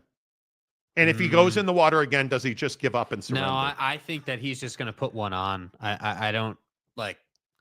Does he really want to play? He's really talking about playing a gap wedge here. Yeah. Oh man, this should be a lob wedge. I don't know. I believe JJ Spawn's playing a gap wedge. 89 yards. 89 yards. He's away. Here we go. Here we go. And he is, I don't even see it. Spinning away. He is comfortably on the green. Oh, boy, but that's a 3-putt. Oh, man. It's over, dude. He's in real trouble here. Yeah. He's 35 feet away from the hole. Yeah. Up a double breaking putt up a hill and down to his right. Yeah. But yesterday he had the same putt, mind you, and he put it within 5 feet. So we'll see. Let's see. Vlad Christopher, for all of you who argue that Blue Bloods deserve to get all the nods in football, you are a hypocrite for not supporting UNC being in the dance. They don't belong in the tournament. Yeah. Arlington Bears. Hello, Chris Karn. Good to see you. Wow. I played TPC in 93. It was amazing. Yeah, Chris. Definitely a bucket list course for sure. I'm excited. We're going to Arizona. We'll be off Friday and Monday this week, by the way, because we're going to Arizona for spring training, but we're playing Quintero up in the hills of Peoria, Arizona. If you're not still, I know I'm dying with the HIV and everything, and everything's terrible. And we're playing Quintero on Friday, so I'm really excited about that. I was going to play Greyhawk, and it's $400 a player. Yeah, that's a lot, dude. Early season Greyhawk at $400 a player. I'm not interested. Yeah. Monty sure likes saying hole. I do. The natural Rory wins. I hope so. Monty is all about the sticks, balls, and holes. You know how I roll. That's right, dude. You know. North Carolina, with Bubba Cunningham on the selection committee, making the NCAA tournament is what have happened if Greg Byrne from Alabama was the chairperson of the college football playoff selection committee. Yes. That's a really interesting one. Really interesting one. Yes. One other, let's get, who do you have? I'm taking Houston out of the Midwest. 100%. I don't know how you don't take Houston out of the Midwest. So I like Houston in the Midwest. In the East, Duke. I need to see Cooper Flagg play in this tournament. Yeah. That ankle injury, they're really good outside of Cooper Flagg. But you don't win probably 28. He probably was on his own good for 3-4 wins. I need to see Cooper Flagg healthy and able to play in this tournament. I will say out of the East, Alabama's got a pretty nice little road there if it shakes out right. So they could be in a nice spot. I look at VCU's bracket, you guys. Yeah. And I know I keep going on about VCU. Man, Spawn's got an impossible This putt. is a different putt than yesterday. Cannot go at the hole. So this putt rolled. He's going to chip it. He is going to fucking chip it. You got to be kidding. Okay. JJ, excuse my French. JJ Spawn is going to chip this ball. He did. Oh my God, he blew the chip. So it stopped about Oh 10 my feet God. behind the hole. He was I mean, 35. I gotta say. What do you think that was? 25, 35? I think like 35 feet. The problem was he was against the collar. So he hit this Oh shot my from God. the drop zone, and it spun back and rolled kind of around a corner on the green against the collar. So the problem is that now this so he's 2 off the tee. Oh my God, what a mistake. He's got the layup shot from the drop zone. 3. That was 4. So he's putting for double right now. He's probably going to 6 this. Yeah. And Rory may 2 this. Rory could leave here with a 5-shot lead if he makes his putt. Yeah. Are you out of your mind Okay. that Rory, he could make this? Rory's got about 22 feet, it looks like. And if he Yeah. makes this putt, this tournament's over. I mean, even if he pars this tournament should be over. Oh my goodness. Are you Okay, kidding here we me? go with Rory. Down the hill, He likes it. turning left, and He it's not likes going it. in. Yeah. Oh, Oh, man. just barely. 3 feet by, 4 feet by, 5 feet by, 6 feet by. That's not a gimme either. This is I cannot do this, Rory. I can't do this with you, my friend. I love Rory McIlroy. He routinely does this. All you have to do is not blow this putt. And he put it at least 6 feet by the hole. Yeah. JJ Spawn 2 off the tee, 3, and then 4 with the chip. Yeah. And he's probably going to 2-putt this. So I think he'll have God. if Rory he'll have at least a let's see, a 3-shot lead going to the next hole, at least. Worst case scenario. Yeah. Okay. Yeah. East Regional. I look at VCU's road here in the bottom of the bracket. Yeah. VCU beats BYU. I think they beat Wisconsin. I think they beat because I got St. Mary's winning that first game. And I've got Alabama winning the second game, Alabama winning the third game. VCU, Alabama is a real possibility. Real good one. A real possibility. Okay, here we go with Spawn. Spawn's putting. I think this is Spawn. This is Spawn. Yeah, this is Spawn. And he missed it. Wow. Wow, dude.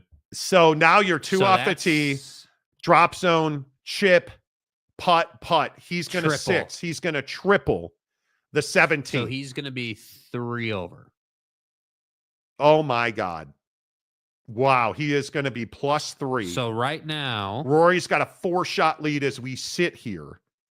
He is putting So for par. at a minimum, he's going to, if he misses this, he'll have a 3-shot lead Yeah. heading to the last. All right. Let's go to the West. Yeah. Rory Good makes it Lord, crazy. Rory.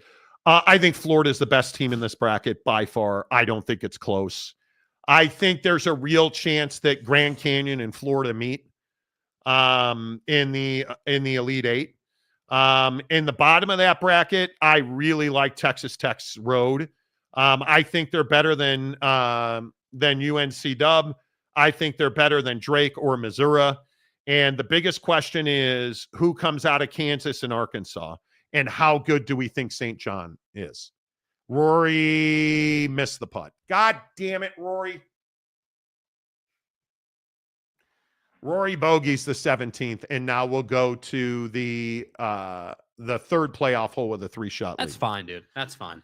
Can St. John's go to the Elite Eight I think against so. Yeah. Texas Tech? I think so. I think that's the game I want to see out of that regional. St. John, Texas Yeah, Tech. that's the game I want to see. I Yeah. think this comes down to Texas Tech and Florida. I'd really like to see Florida. I mean, I think we'll get Florida UConn, but I really want to see that matchup too.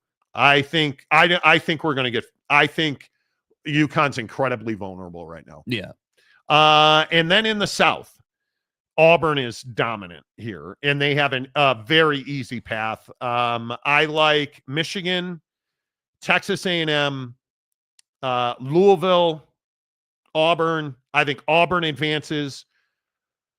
I think Texas A&M in Michigan is going to be a hell of a game. I think that's a coin toss. I'll probably lean Michigan in that game, and I think Auburn wins that game. I think San Diego State. Ole Miss beats San Diego State. Iowa State beats Ole Miss. And I think you wind up probably with Michigan State and Iowa State, and I'm going to take Michigan State. So that's where I see it. And then I think it's all a crapshoot. Okay. Sorry, I don't mean to cut you off. We're on 18. 18 at TPC Sawgrass is this beautiful hole with water down the left. And Rory's going to hit a driver. Rory is hitting driver here on 18. He's hit a 2-iron all weekend. I don't know what more Rory McIlroy's doing here, dude. I don't know. It's a huge win. There's a huge headwind. Oh, that's why. There's a 21 mile per hour headwind. That's why he's hitting driver. driver. Okay. Okay. And his first driver swing was amazing. And Spawn every day this week, I think, has been in the pine straw at the end of this 18th fairway. It looks like he's playing a cut here. Like he's going to try to cut work it. this Well, away with the from win, water. you would want to play a cut. And Rory is right. And he did cut it. Is this going into the pine straw? And no, oh my God. No, he's in the rough. Oh no, he bounced past the rough. Dude, what? Rory, God, bro. What are we doing? What are we doing? Rory Brother. McIlroy missed the fairway by 50 yards. And oh yeah, absolutely slammed it shut. Hit a heel cut that was 50, 60 yards too far. Hey. Spawn's just got to hit the fairway here, and we're going to an extra yesterday hole. put this into the pine straw. If Spawn hits the fairway, we're going to another hole. I just can't fucking believe I am so upset with Rory McIlroy right now. Like I don't understand it. And now he slices it. How far is this going to miss by? Oh my God. Wow. Totally bailed Rory out. Total bailout. JJ Spawn hit a massive slice. Incredible. And that looked like a toe slice. That was worse than Rory's. Bro.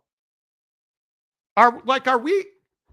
This is why these Monday playoffs are just horrendous. You know why that is? They didn't want to be in the water again. I would agree with that. Red wine. Rory married the pole vault gal. Okay. Spawn epic collapse. But the natural is Rory winning this despite himself. Right? There's no reason Rory should lose this playoff. He's up 3 shots. God. They're both in trouble. Sal Capone. Good morning, Sal. Good to see you, dude. Does Arizona beat Akron to get Duke? That is one of the toughest. Big 12 better hope so. Bro. That is one of the toughest draws right here in the East. If you look at Arizona, Akron, I think Arizona will beat Akron. Arizona, I think Love is playing really good basketball. We can talk all about some of the stupidity. Here's my question for Arizona. How bad will the officiating be? Wow. Like, what do you mean when you say the Big 12 better hope so? Well, the Big 12 needs Arizona to win a ball game. I mean, the Big 12 needs, as many of these teams to get by as possible. And I think that, ultimately, Arizona, Akron, in this regional, that's a game you should win, in my opinion. I think it's a really fair question, Sal. Will they beat Akron? Yeah, it's a fair question, but that's a game that I would expect Arizona to be able to win. And I look at the Big 12 and I sit here and I say, at some point, the Big 12 has to start, really dominating these opening rounds. Last year, the Big 12 really struggled to win games, put teams away. They left a lot of that to question. And I think, you look at the Big 12, and Houston is a team that obviously is going to dominate. But as usual with conferences, it's never the best team or the 1 seed or the top of your bracket as a conference. It's all about what does the depth in your conference provide you. And ultimately, the Big 12 is a conference that has, plenty of opportunity this year. And again, it's matchups like Arizona and Akron where it's like, hey, you would think that Arizona with the kind of ball that Love is playing would be able to beat Akron, but ultimately it is a fair question. And if you lose that game, Shut up. They're walking so far off the fairway right now. They look like they're going to their cars. Damn it. I think you're exactly Rory's right. fine, dude. This is a critical game for the Big 12. I would agree. It's a critical game for Arizona. I like Arizona a lot. Spawn has a good lie. He's on grass. But does he have vision to the hole? No idea. Rory does not have. No, Rory's through the trees. Rory is through the trees. If I'm Rory McIlroy, punch this out onto the fairway and win the tournament. Yeah. Because Spawn, I don't know that Spawn's got a good look here. Spawn's got tree trouble. Spawn's got to play a low cut, which is really hard to do here. They're both going to punch out to the fairway. Spawn's going to lose this tournament if Rory does not somehow find the water. If Rory stays out of the water, he wins this tournament. Spawn is so much further off the fairway than Rory. Rory should just punch this thing out onto the fairway, man. No hero ball here. Yeah. Punch it out onto the fairway. But having said that, I've got Duke. How much of a threat is Baylor? Baylor's another one of those Arizona teams. Baylor's they really good enough need to beat you, but Baylor will beat you in a game where you turn it over too much, or you make mistakes, or they're good enough. They're that kind of team. But if you handle your business, the 8-9 matchups in this tournament are terrifying. Baylor's got to beat Mississippi State somehow.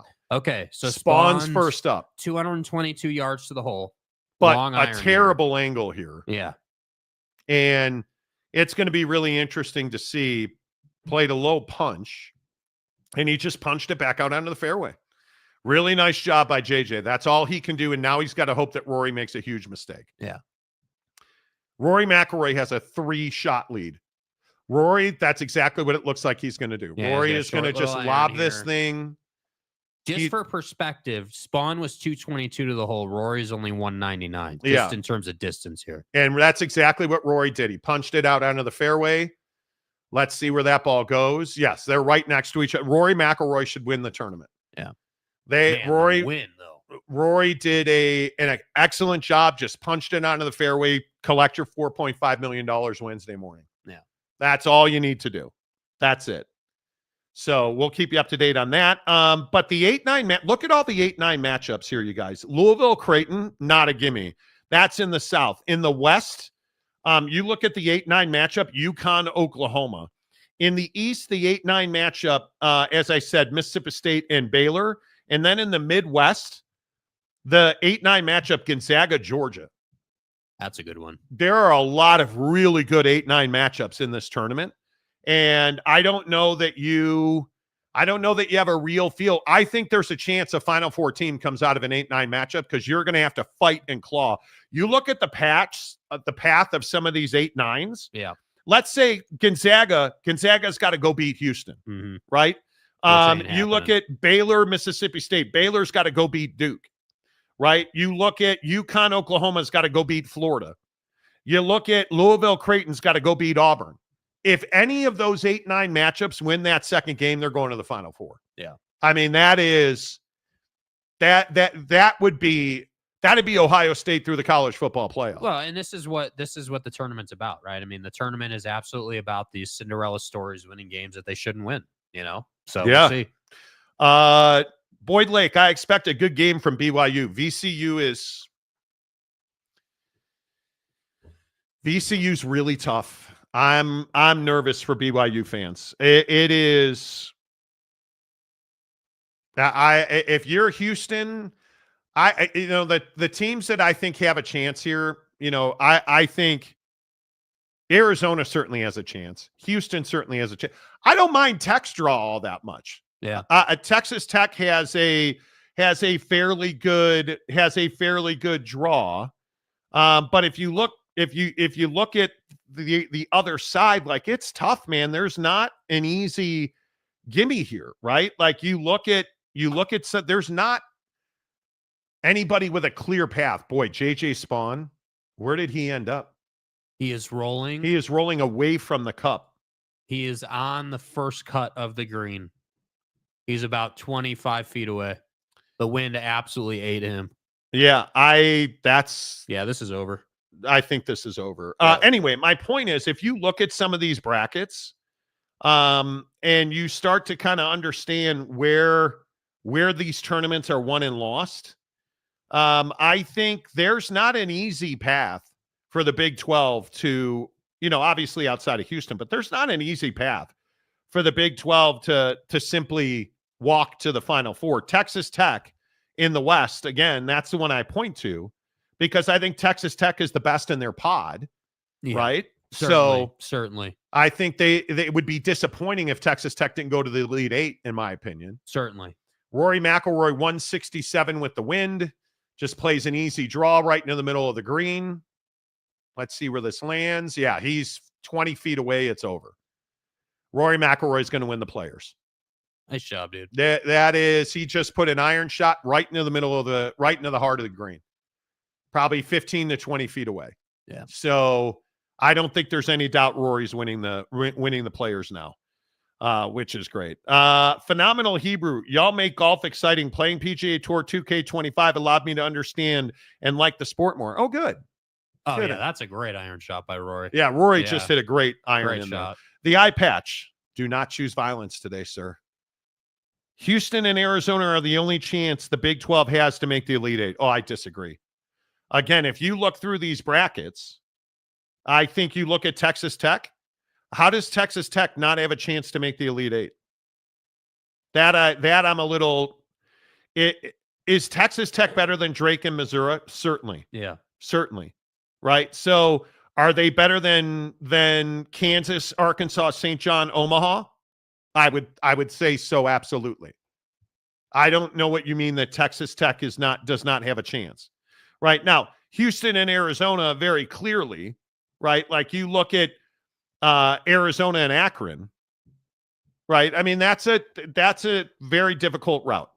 Arizona's got to beat Akron, then Oregon, and then probably Duke. That's a very difficult route, right? You look at Houston. Houston's got to beat Edwardsville, Gonzaga, and probably Clemson. That's a very difficult route. I don't think there's any doubt about it. But there's no way that Houston doesn't go to the Elite Eight. I think there's no way that Arizona, I shouldn't say no way, but Arizona's got a route, right? I look at Texas Tech. I think Texas Tech has absolutely the easiest route. Yeah, I just think to the Big the 12, Elite Eight. Dude, the Big 12 teams need to, excluding Houston, the Big 12 teams need to overachieve a little bit, and they're capable of it. It's this whole deal, just like in any other sport, where it's like who's playing the best basketball. And I think that, Houston's playing good basketball, but they're also a really talented and gifted team. Like they have what they need to go deep. It's these other teams that need to play good schematic, disciplined basketball to get to where they want to go. And, that's the question. Last year, that didn't pan out for the Big 12, and it needs to this year. I agree. How many of the Cinderella teams actually win a Final Four? Not many. Are they taking the place of a P4 school? Well, I don't know that matters. I mean, that's the greatest thing about the NCAA tournament is that you win the game, you win, you move on. There's no conjecture about it.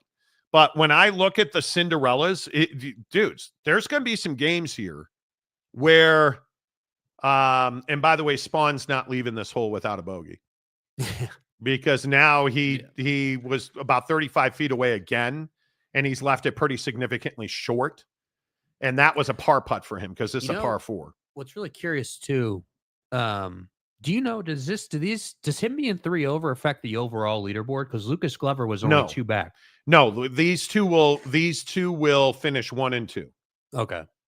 They're in a playoff. They're the last 2. Yeah. So Rory will finish 2nd. Spawn should finish 3rd. Rory needs to drop this putt. I know it's a long putt, but this is a pretty. Yeah, based on Spawn's putt, this green looks pretty slow. Yes. Spawn hit it pretty hard, and it just didn't get there. And Rory has had this propensity to, on this green yesterday, he left it short as well. I would expect Rory to make this putt. And he missed it. And he missed it by a lot. He's going to win the tournament, but you can't blow a putt 3.5 feet past the hole again. That's all right. Spawn will finish up here.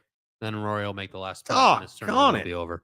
Anyway, if you look at some of the routes, like Alabama State, St. Francis, you're done. Louisville, Creighton, Michigan, like UC San Diego, Michigan's a very good basketball team. Texas A&M and Yale. Texas A&M's a very good basketball team. I don't see a lot of first-round upsets where you're like, oh, yeah, this thing's over, or I don't see that. Michigan State, Bryant, you're not beating Michigan State. You're just not. Rory's going to finish up here because apparently he's away, and he drops it. So he is 1 over in the playoff. He bogeys the hole. No, and that's it. Spawn just picked up. Yeah. That's it. Rory McIlroy has won the players. He is the 2025 Players Champion. $4.5 million and a 5-year exemption on tour, and automatic entry into all the majors. And we don't have to talk about Rory choking. Well, my man needs to get on the green and work on the flat stick, because Rory cannot continue. Rory cannot continue to do this. I will continue to maintain that there is weakness in everybody's game, right? I don't think there's any doubt that Rory McIlroy, his weakness is certainly clutch putting, and it is his display in this playoff. Yeah, he had some nervy putts. And Rory, at the U.S. Open last year, everyone looks at that putt and says, man, he choked. And he did. And he had Bryson on the ropes and missed. And, this in a time, major. In a major. And now Rory's put another major away. And, I think he can kind of put that to bed. He talked about yesterday how he kind of felt like he should have walked away with the trophy yesterday, and I agree with that. He should have, but he missed a couple of putts, and now we're here. So, it'll be interesting to see how the season kind of plays out. But once again, just like at Torrey Pines for the Genesis, I think it was, he wore the Pebble Beach Pro-Am. Yes. He wore the blue sweater to win, and he's rocking the blue sweater again today. So, he's got the vibe going. I can't believe Spawn put that ball in the water on 17. You can't triple 17. No, that's where not in a championship moment. Like, do you have a favorite golfer? I really enjoy watching Scotty when he's good. He hits shots that not a lot of guys can, but I mean, it's when Hideki Matsuyama's playing well, it's Deck. Yeah, he's one of my favorite golfers to watch. But it's really what I really appreciate is the best golfers in the world competing, and unfortunately, Scheffler just was not in it this week. Yeah, my 2 guys that I routinely watch, I like Justin Thomas. I like Minwoo Lee. I'm a huge Rory McIlroy guy, and he makes me crazy. He absolutely makes me crazy. So congratulations, Rory McIlroy dominates JJ Spawn in the playoff at the PGA Championship, at the Players, rather. I keep saying PGA Championship. At the Players, Rory wins the tournament, $4.5 million, 5-year exemption on tour. JJ Spawn is going to be feeling this today, because a guy like JJ Spawn needs the exemption, the $4.5 million. You guys realize JJ Spawn has been at home 1 week this year. 1 week. It's March 17th. He's been home 1 week. That's the grind of trying to be a PGA Tour professional. And it's a great payday for him. It's multi-million dollars. The exemption and the auto bid to the majors would have made a huge difference for him. Don't know what you were thinking hitting an 8-iron from 140. I'm shocked he put that ball in the water. Yeah. So congratulations to Rory. I will say Rory did win me money yesterday on Prize Picks. And if you're not playing Prize Picks, you probably are not doing life right. Especially when March Madness is coming around. Yeah, you gotta, the NCAA tournament and Prize Picks, it's probably the best time of year to be playing Prize Picks. The NCAA tournament is remarkable. You look at some of the, like, Johnny Broom for Auburn is half a point. If he scores half a point, if he scores 1 basket, you win. Well, that's dramatic, Monty. If he scores 1 basket, they give you the win. Play a 3-pack on flex. Boom. Done. Yeah. right? That's the best part. RJ Davis is only 15.5 points. You got to go more on that. Like, I mean, they make it so you almost can't lose. And RJ Davis, while you're on him, 21.5 points, rebounds, assists is a pretty nice number too. I would agree with, man, there's a lot of good ones. There is a lot of good ones. You got to be playing prize picks for college basketball, dude. Nick Boyd is only 4 dimes for San Diego State. I like that one a lot. Like, you look at points, rebounds, and assists. Dallin Swain at Xavier is only 20.5 against Texas. That's a really good one. I mean, you look at some of these numbers, and I think you're going to be hard pressed not to win on prize picks in the opening round. Yeah. That is for sure. Dylan Andrews, 12.5 points, rebounds, and assists for UCLA. There's some good numbers here. I'm telling you, Duke Brennan for GCU is only 17.5. Yeah, Duke is Duke. I wonder what Jacoby Coles, he's 21.5. I'll probably go less on Jacoby Coles and win. I think that's probably where I go. Yeah. I think that's what I'm doing. That's Friday. I think that's my flex right there. Yeah, so are you guys all in on, while we're doing prize picks, are you guys all in on the rando matchups? Like tomorrow, obviously, the matchups start. Are you guys all in on it? Are you going to be like watching all the games and like fully plugged in and like, you know, having it on all day? Or like, where do we all come down on like, you know, just the random matchup that maybe you're not, you know, it's not your team, but you're watching it because it's the bracket? I think Thursday is one of the greatest days of the sports year. Yeah. You just flip on multiple TVs. You have a TV and an iPad. Dude, you're cooking with gas. Yeah. All day. Friday, another great day in the NCAA tournament. Yeah. Like, we picked a great Friday not to be on because we'll play around the golf at Quintero and Peoria. Mm-hmm. And then we're just going to chill in the cut, eat some wings, watch some basketball. Now, I got to tell you, this whole thing, we got to talk about food, because this whole, you know, like food diary thing that I'm doing now, you know, I'm not here for it. How many Cinderella teams actually win a Final Four? Kaner, and if BYU hits 35% of their threes, BYU wins. Well, I think it's much more about turnovers. BYU can play some careless basketball. Absolutely, they can. And I think it'll be very interesting to see. Like, if I look at the first round, if I look at the first round, I don't see a lot of scary matchups in the first round. You know, especially on Thursday, I think Auburn, Louisville, and Michigan pretty comfortably. Texas A&M should be pretty comfortable, right? I don't see a whole lot in that one. Ole Miss, San Diego State, North Carolina, San Diego State. I think Ole Miss probably wins that game. Yeah. Iowa State, Lipscomb. You got to think Lipscomb wins that game pretty comfortably. Yeah. You know, Marquette, New Mexico. I would see, like, that's actually a decent game right there. I think Marquette is significantly. I mean, they're going to win the game. Well, no, I think Marquette is significantly overvalued in that matchup. I think New Mexico is a really good basketball program. So Michigan State's going to be, you know, I think we can comfortably say that. Out west, what's a major upset? Florida is dominant.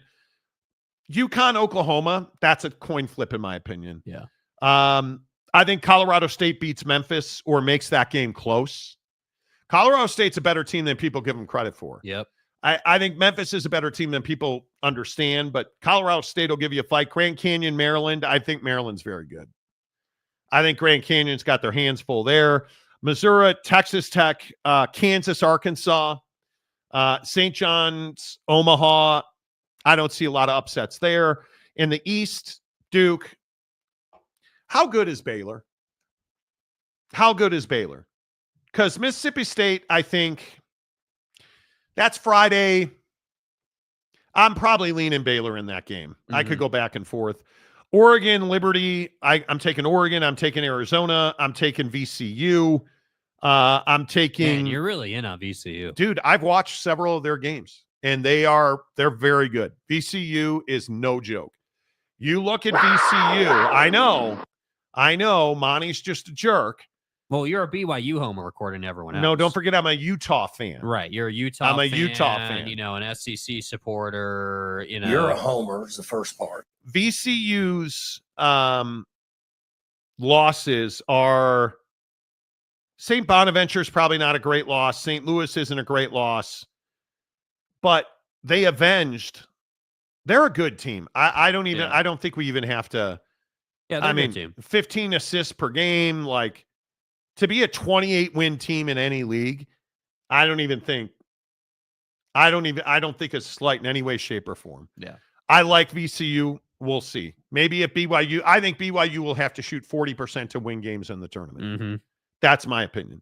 Wisco, easy. St. Mary's, I think, beats Vanderbilt, and Alabama's going to beat Robert Morris. So I don't know. Am I missing upsets here? No. I don't think so. Houston, Gonzaga, I don't think Clemson. on paper there's a ton of upsets, but again, this is my point. This is where I'm saying, like, hey, this is why the tournament is some people call it like magical, because on paper there's not a lot of upsets, but then we get them. I think Utah State will beat UCLA. I think that's an upset. UCLA a 7-10 and UCLA's a 7 there, so I think that's an upset. But yeah, I don't see a lot of upsets in this in the bracket. I really do not. BYU will win the championship next year with AJ. Right. You can win a championship on the back of one player. You absolutely can. Brandon Butler, I will probably not watch one dribble. Okay. So you're not an NCAA tournament fan, which is okay. I'm not watching the first 4 in because those were robbery spots, dude. I think a lot of people are there with you. A lot of people. Roxy Boxy 69. Okay. Patino isn't going anywhere, loser. Okay. Macaque. Wow. You seem upset. You seem upset. Which, okay. New Mexico has the top NIL in the Mountain West for basketball. Okay. You again. Okay. All right. Definitive. You seem upset, which is fine. Brandon Butler, I used to be a huge fan of the tourney, but the one and done era drove me away. I still think it's really good, dude. Okay. It's compelling basketball. Yeah. Which is fine. I think college sports in general has changed significantly. That North Carolina is in this tournament is highway robbery. Yeah. There's just there's no other way to say it than the Mountain West got screwed. Boise State should be in the tournament. Yeah. Then West Virginia should be in the tournament. That North Carolina is in this thing is absolutely positively due to one thing. Bubba Cunningham is the chairman of the selection committee. Yeah. And I don't think there was any way North Carolina was missing this tournament. I think they could have won one game and they'd be. It's probably, or at least if they'd have won at a minimum of 3 games, they're probably I'm not talking about that. Not in the tournament. Yeah. They're not a tournament team. They're not a tournament team, and I feel like this is absolute robbery. Yeah. I don't even. The damage that was done to the Mountain West tournament, to the Mountain West conference rather, is unthinkable. That conference where it is money-wise, to just have it taken from you. You earned it. You won games. We tell you every day, go out on the floor and win games. Boise did that. Yeah. Boise did that. There's not even another way to describe that conversation. Boise went out and they won games, and it's not good enough. It's not good enough. It's no longer enough that you got in. You don't get in because you win games now. That's what we're saying. And you can expand this tournament. This is not going to change. Nope. It's not going to change. And I think it's criminal what we saw happen. It is absolutely criminal. They need to make it 76 teams. Okay. That's not going to change it. Jay McClanahan, in Bubba's contract, he actually gets a 1-month bonus from UNC getting into the tournament. Could be. I don't know that to be true. Brandon, UNC is a name brand. That's all this comes down to. MJ gets them into the tournament 30 years later. I don't know that has anything to do with it. Let's not get off beat here, dude. They didn't get into the tournament last year. Yeah, this is Bubba Cunningham having his way. That's what it is. It has nothing to do with Jordan or anything like that. I agree. Them being a blue blood and a nameplate helps for sure. If you were trying to do this with McNeese State, you wouldn't have done it. But there's no question. He had the goods to get it done, and he got it done. I am absolutely... It's disgusting to me what they did to... What this committee did by putting North Carolina in this tournament is horrendous, man. Like, it is, I can't even... Yeah, it's a bad look. I can't even fathom that you did this to the Mountain West, that you did this to West Virginia in the Big 12. I mean, the ACC, it's what I said about SMU. SMU had no business in the college football playoff last year. Yet they got in. No business being there.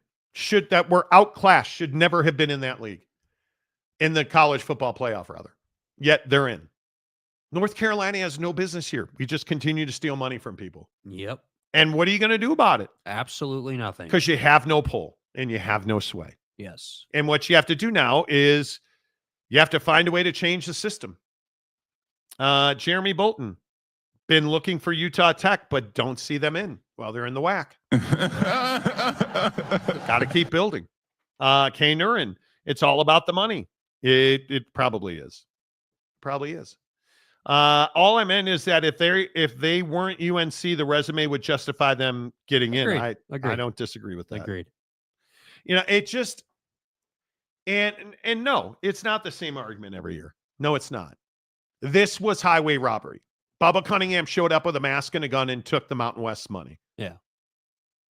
That's what they did. Is the Mountain West going to go sue? No. Are we going to raise Cain and we're going to pull a Florida State? No. No, because and again, I continue to go back to this situation with UNLV and the Mountain West, where you have your athletic director telling the Board of Regents at UNLV he doesn't have the money to pay his football coach, and then them issuing a retraction saying he misspoke. Oh, he just misspoke. UNLV Athletics can fulfill all of its coaching contracts. Okay. I mean, you do you, man. Like, yeah. But if you think that this North Carolina robbery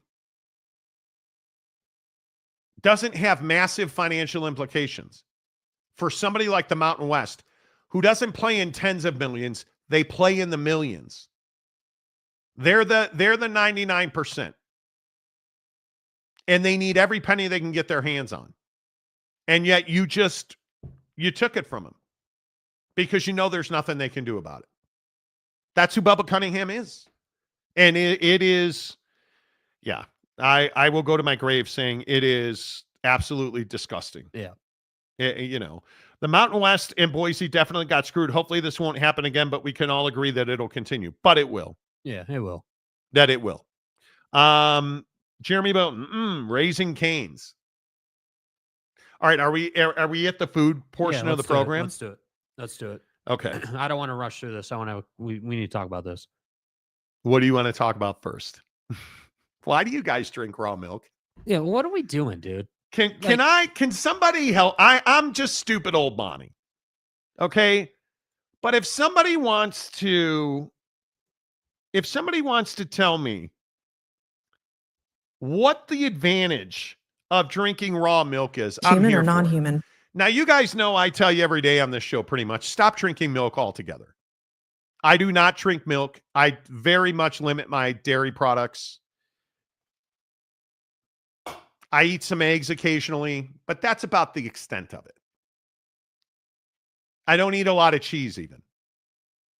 But if you're drinking raw milk, when everybody says, quote, consuming raw milk can expose one to Salmonella, E. coli, Campylobacter,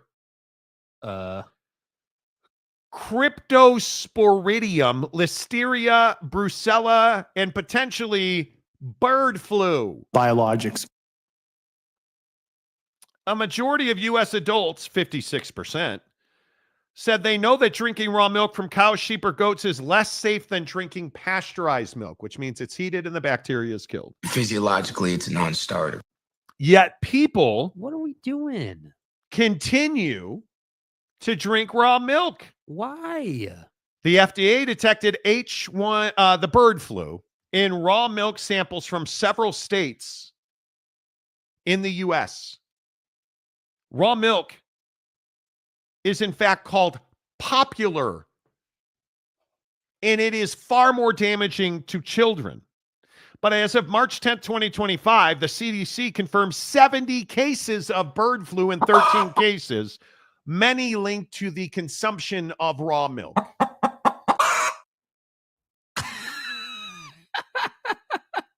Guys, bro. How hard is this? In the same survey, 17% correctly recognized the fact that raw milk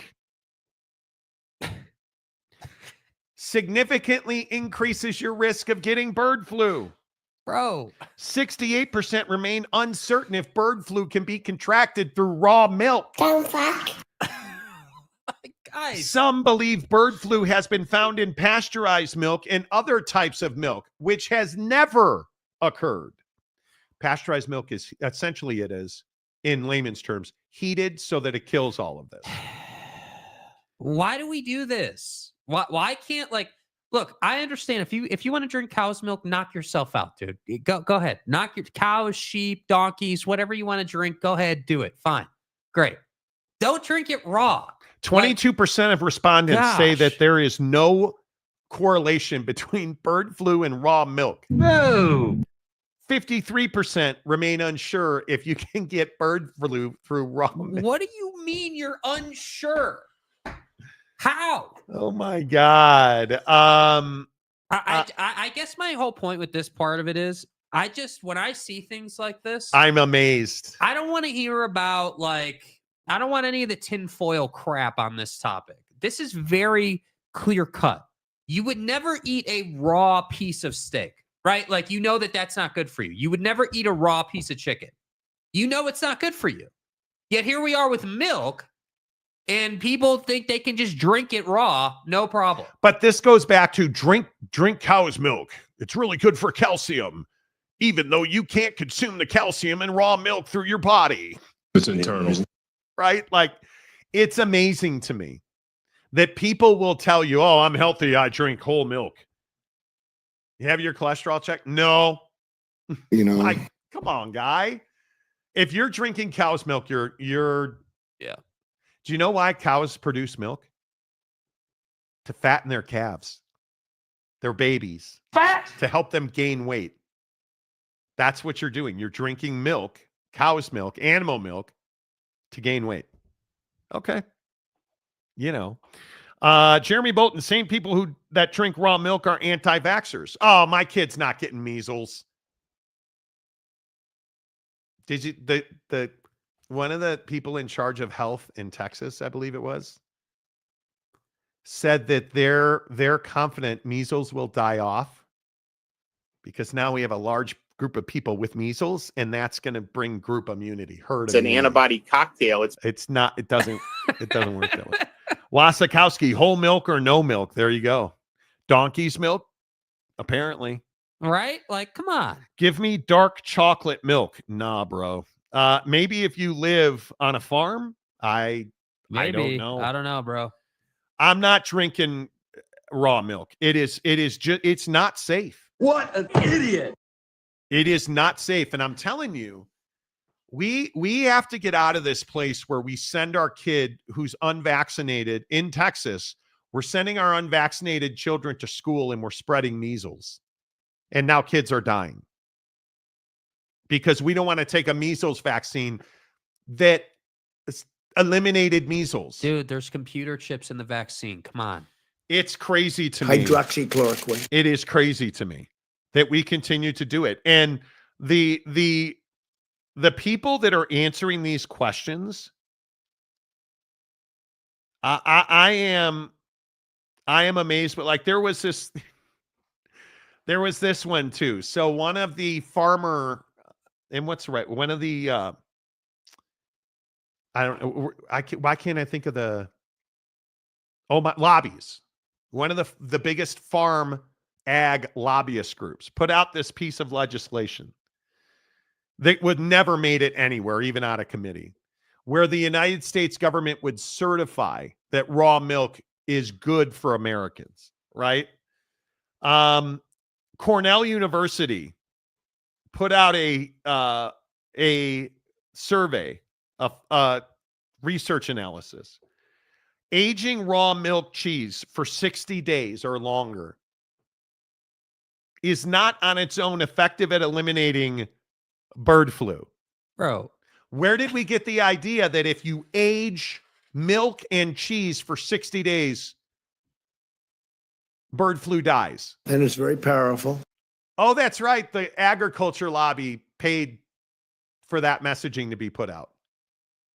And so the U.S. Food and Drug Administration funded this Cornell project that showed, in fact, it does not die. It does not die. However, the study does suggest that either pasteurizing the raw milk and the cheese to adequate parameters is the only way to safely make sure that you don't get bird flu. I started having second thoughts. What? I love Who it. knew? I do. We just drink bleach at our house, right? Good, I mean, who doesn't? Just straight. I mean, Who just, doesn't? Just get the Tide Pods going, you know? It's crazy. I stopped drinking milk years ago. Great choice. Listen, man, I think that we all need to be very careful about the information we ingest. Yeah. Go and do research. There's this thing called Google. What? It's all out there. Money. It's all out there. And I will just tell you, if you go to like NPR, anywhere you want to go, whether it's measles, raw milk, all of this craziness, science is always right. Hydroxychloroquine. Science does not lie. Like the measles outbreak is happening in rural, remote areas of Texas. And why is that? Because they don't have the proper information, so they believe that the vaccine for measles will kill their children. They have the sniffles. Centers for Disease Control and Prevention say that the nationwide risk remains low and that vaccination is key to prevention. Right. Because where is measles not spreading? In major metropolitan areas. Why is that? The vaccination rates are high. View this the same as the flu. But where they're not, measles is spreading in Texas. Yeah. The measles outbreak in Texas and New Mexico is now close to 300 reported cases, surpassing a total number of cases in the U.S. for the entire year of 2024. And it is March 17th. Nice. So Way to set records. When you look at the numbers, and that story is dated today, by the way, just saying, it is remarkable to me. Like this rhetoric right here.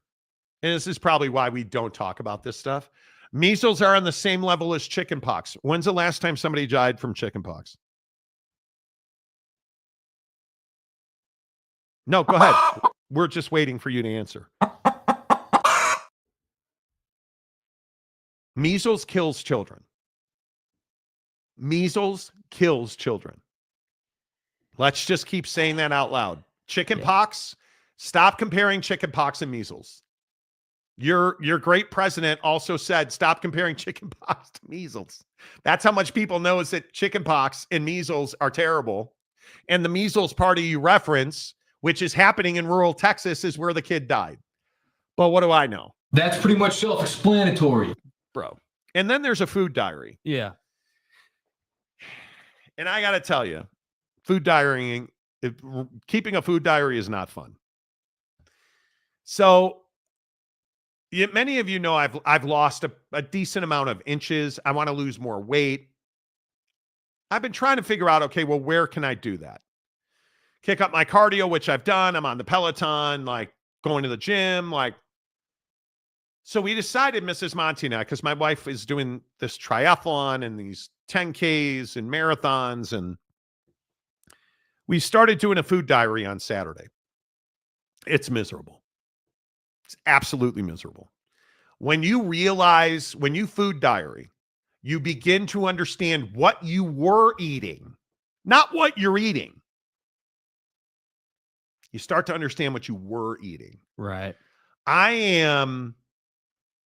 am capped at, I'd like to be 25, but 2,700 calories. Mm-hmm. It's pretty much my daily cap. I guarantee you I was eating a minimum of 4,000 calories between chips. And it was all the snack stuff, I guarantee you. Chips. Like I went on a run of white chocolate covered macadamia nuts like nobody has ever seen. It was a real heater. Right. Oh, but you were eating 2.6 ounces of those, or 3 of those macadamia nuts total. That's a portion, right? Yeah, I did, because I know nobody who just eats 3 of those things. You meant 3 bags, right? Not like 3 of them. So it slaps you in the face when you food diary and you start to understand, I was eating way too many calories. Uh-huh. So this weekend was a real eye-opener. Eating 2,500 calories is crazy. So we cooked food that is voluminous but lower in calorie. Brown rice with mushrooms and green onions, a cup of peas with chopped chicken breast. Uh-huh. Right? Or last night we had one of the most amazing salads I've ever had. But you start to understand the stuff, breads are just so high in calorie. Meat, red meat is stupidly high in calories. Right. A chicken breast is about 220 calories. Like, it adds up quick. It adds up very quick. If you don't want to be honest, have accountability, and lose weight, don't do a food diary. Yeah. So what's the plan? So obviously you're doing the food diary, and you're just going to do this for the foreseeable future, or is there like a duration, or what's kind of the game plan? I think it's an accountability measure for me. I fully acknowledge I am not a guy that does portion control well. Like in the morning, I have to use a measuring cup for my oats, or I'll have way too many, because I love oatmeal. It's just too much. So I have to measure it out, right? Mm-hmm. That's what it is. And I don't know how long I'll do it. I would imagine not long. It's a pain in the ass. You're scanning barcodes and trying to change this and that. And yeah. But man, is it revealing. It's revealing. The good news is, what I've learned is, I don't drink my calories. The only calories I drink really are this. And right now, because certain people are infected, I'm drinking orange juice in the morning with some vitamin C. That's it. I drink water the rest of the day. I'm not a big, I take in almost no added sugar. Right. Which is great news. I take in almost no added sugar. I take in almost no saturated fat. Like, my fat counts are really good. Like, it's not a mystery as to why my body fat level has come down, but my weight has not come down. And that's what I'm hoping this changes. So it's hard. So you're hoping that this will cut weight, not just will change take pounds composition. off. I am hoping that it will take pounds off. Food diaries are hard, though. Yeah. It is not easy. It is very, very difficult. Very, very difficult. Okay.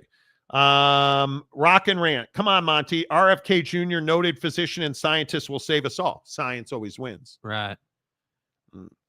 Jeremy Bolton, we never had measles because we had a vaccine for it. Good Lord. Yeah, as kids, we all got vaccinated for measles. I just think, you can't. Yeah. People don't want to believe in science, and, and that's just what it is. Yeah, it is what it is. Yeah. It is what it is. TJ Beck, the food diary, I think, is mental gymnastics. Basically, I don't want to log it, so I'm not going to eat it. It's forcing you to make decisions and eat. Yeah. Oh, 100%. Yeah. I do not want to scan a bag of white chocolate macadamia nuts into my food log. Only to have the food log tell you that you can't eat it. Only Like- to have the food log ask me to uninstall it from my phone.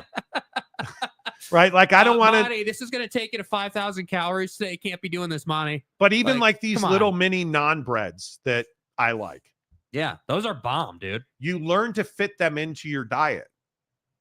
But And that's so, a good example. Like I think most of us would have no problem. You can get them at Costco. They're mini non breads, and you would have no problem having like 5 of those, 6 of those yeah. with your lunch. Yeah, it is all 100% about the accountability with yourself and your relationship with yourself. Yeah. And it's tough, dude. You put yourself on camera every day doing a show, shooting golf content. You start looking for ways to look thinner. And at the end of the day, you figure out pretty quick. Like, I'm laying on the floor of the gym yesterday doing core and stretching, which is, I'm telling you, if you guys are not stretching every day, you're doing it wrong. It has completely changed my mobility and my ability to hit golf balls. Stretching's huge, but you quickly learn what the food you eat does to you.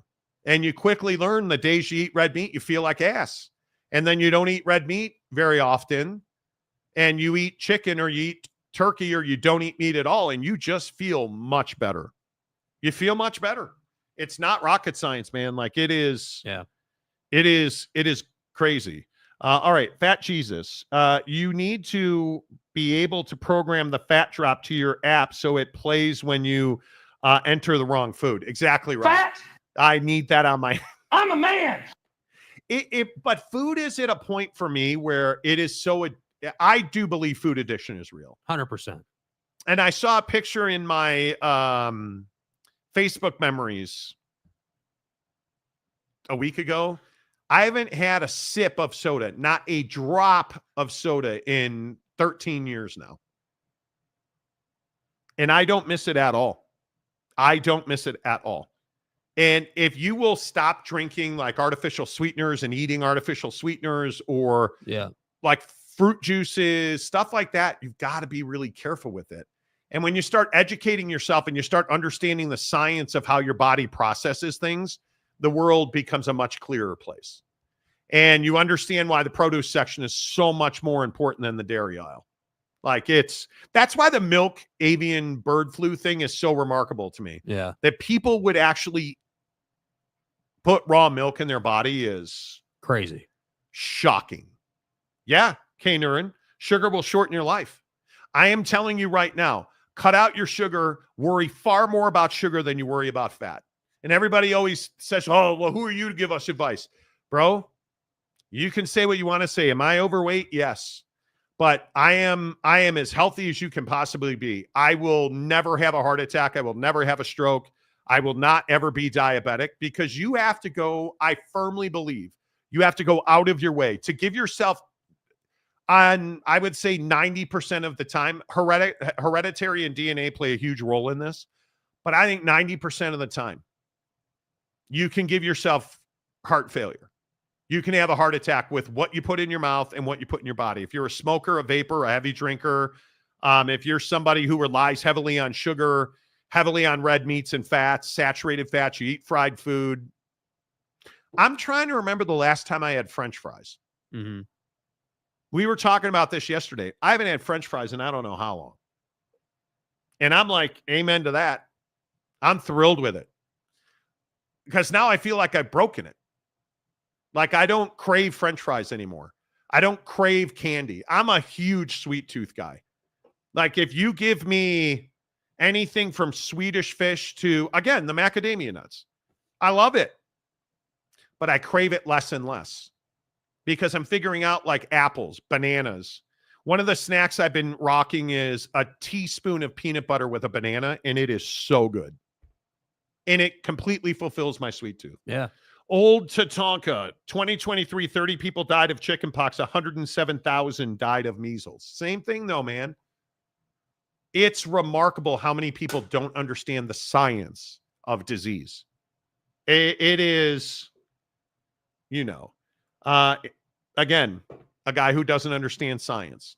If you hit the gym every day, you can eat whatever you want beyond 30. No, you can't. No, you can't. You can, I'm telling you guys, and I'm hoping you're kidding. You can't out-train a shitty diet. No, you can't. Ask anybody who's got a six-pack. Okay, that's different. Ask anybody that's 50 years old. If you eat pizza, wing, burger, fries, I don't care how much cardio you do, your cholesterol level will be high. You will be eating yourself into bad health. Because eventually what happens is your body stops responding to the workout and it more responds to the food. And you wind up with acid buildups. You wind up with things like gout. You wind up with things like joint issues, muscle issues. You go look at a 50-year-old person who does not move and one who does, and their muscle density looks different. Totally agree with that. But the reason you can't out-train a shitty diet is because your blood doesn't change when you take in all kinds of fat and added sugar. You cannot out-train it. You simply cannot. You just... Yeah. I still got to eat clean, bud, on top of the gym at least 5 out of 7 days if you want to stay ripped. If you want to have a physique. Yeah.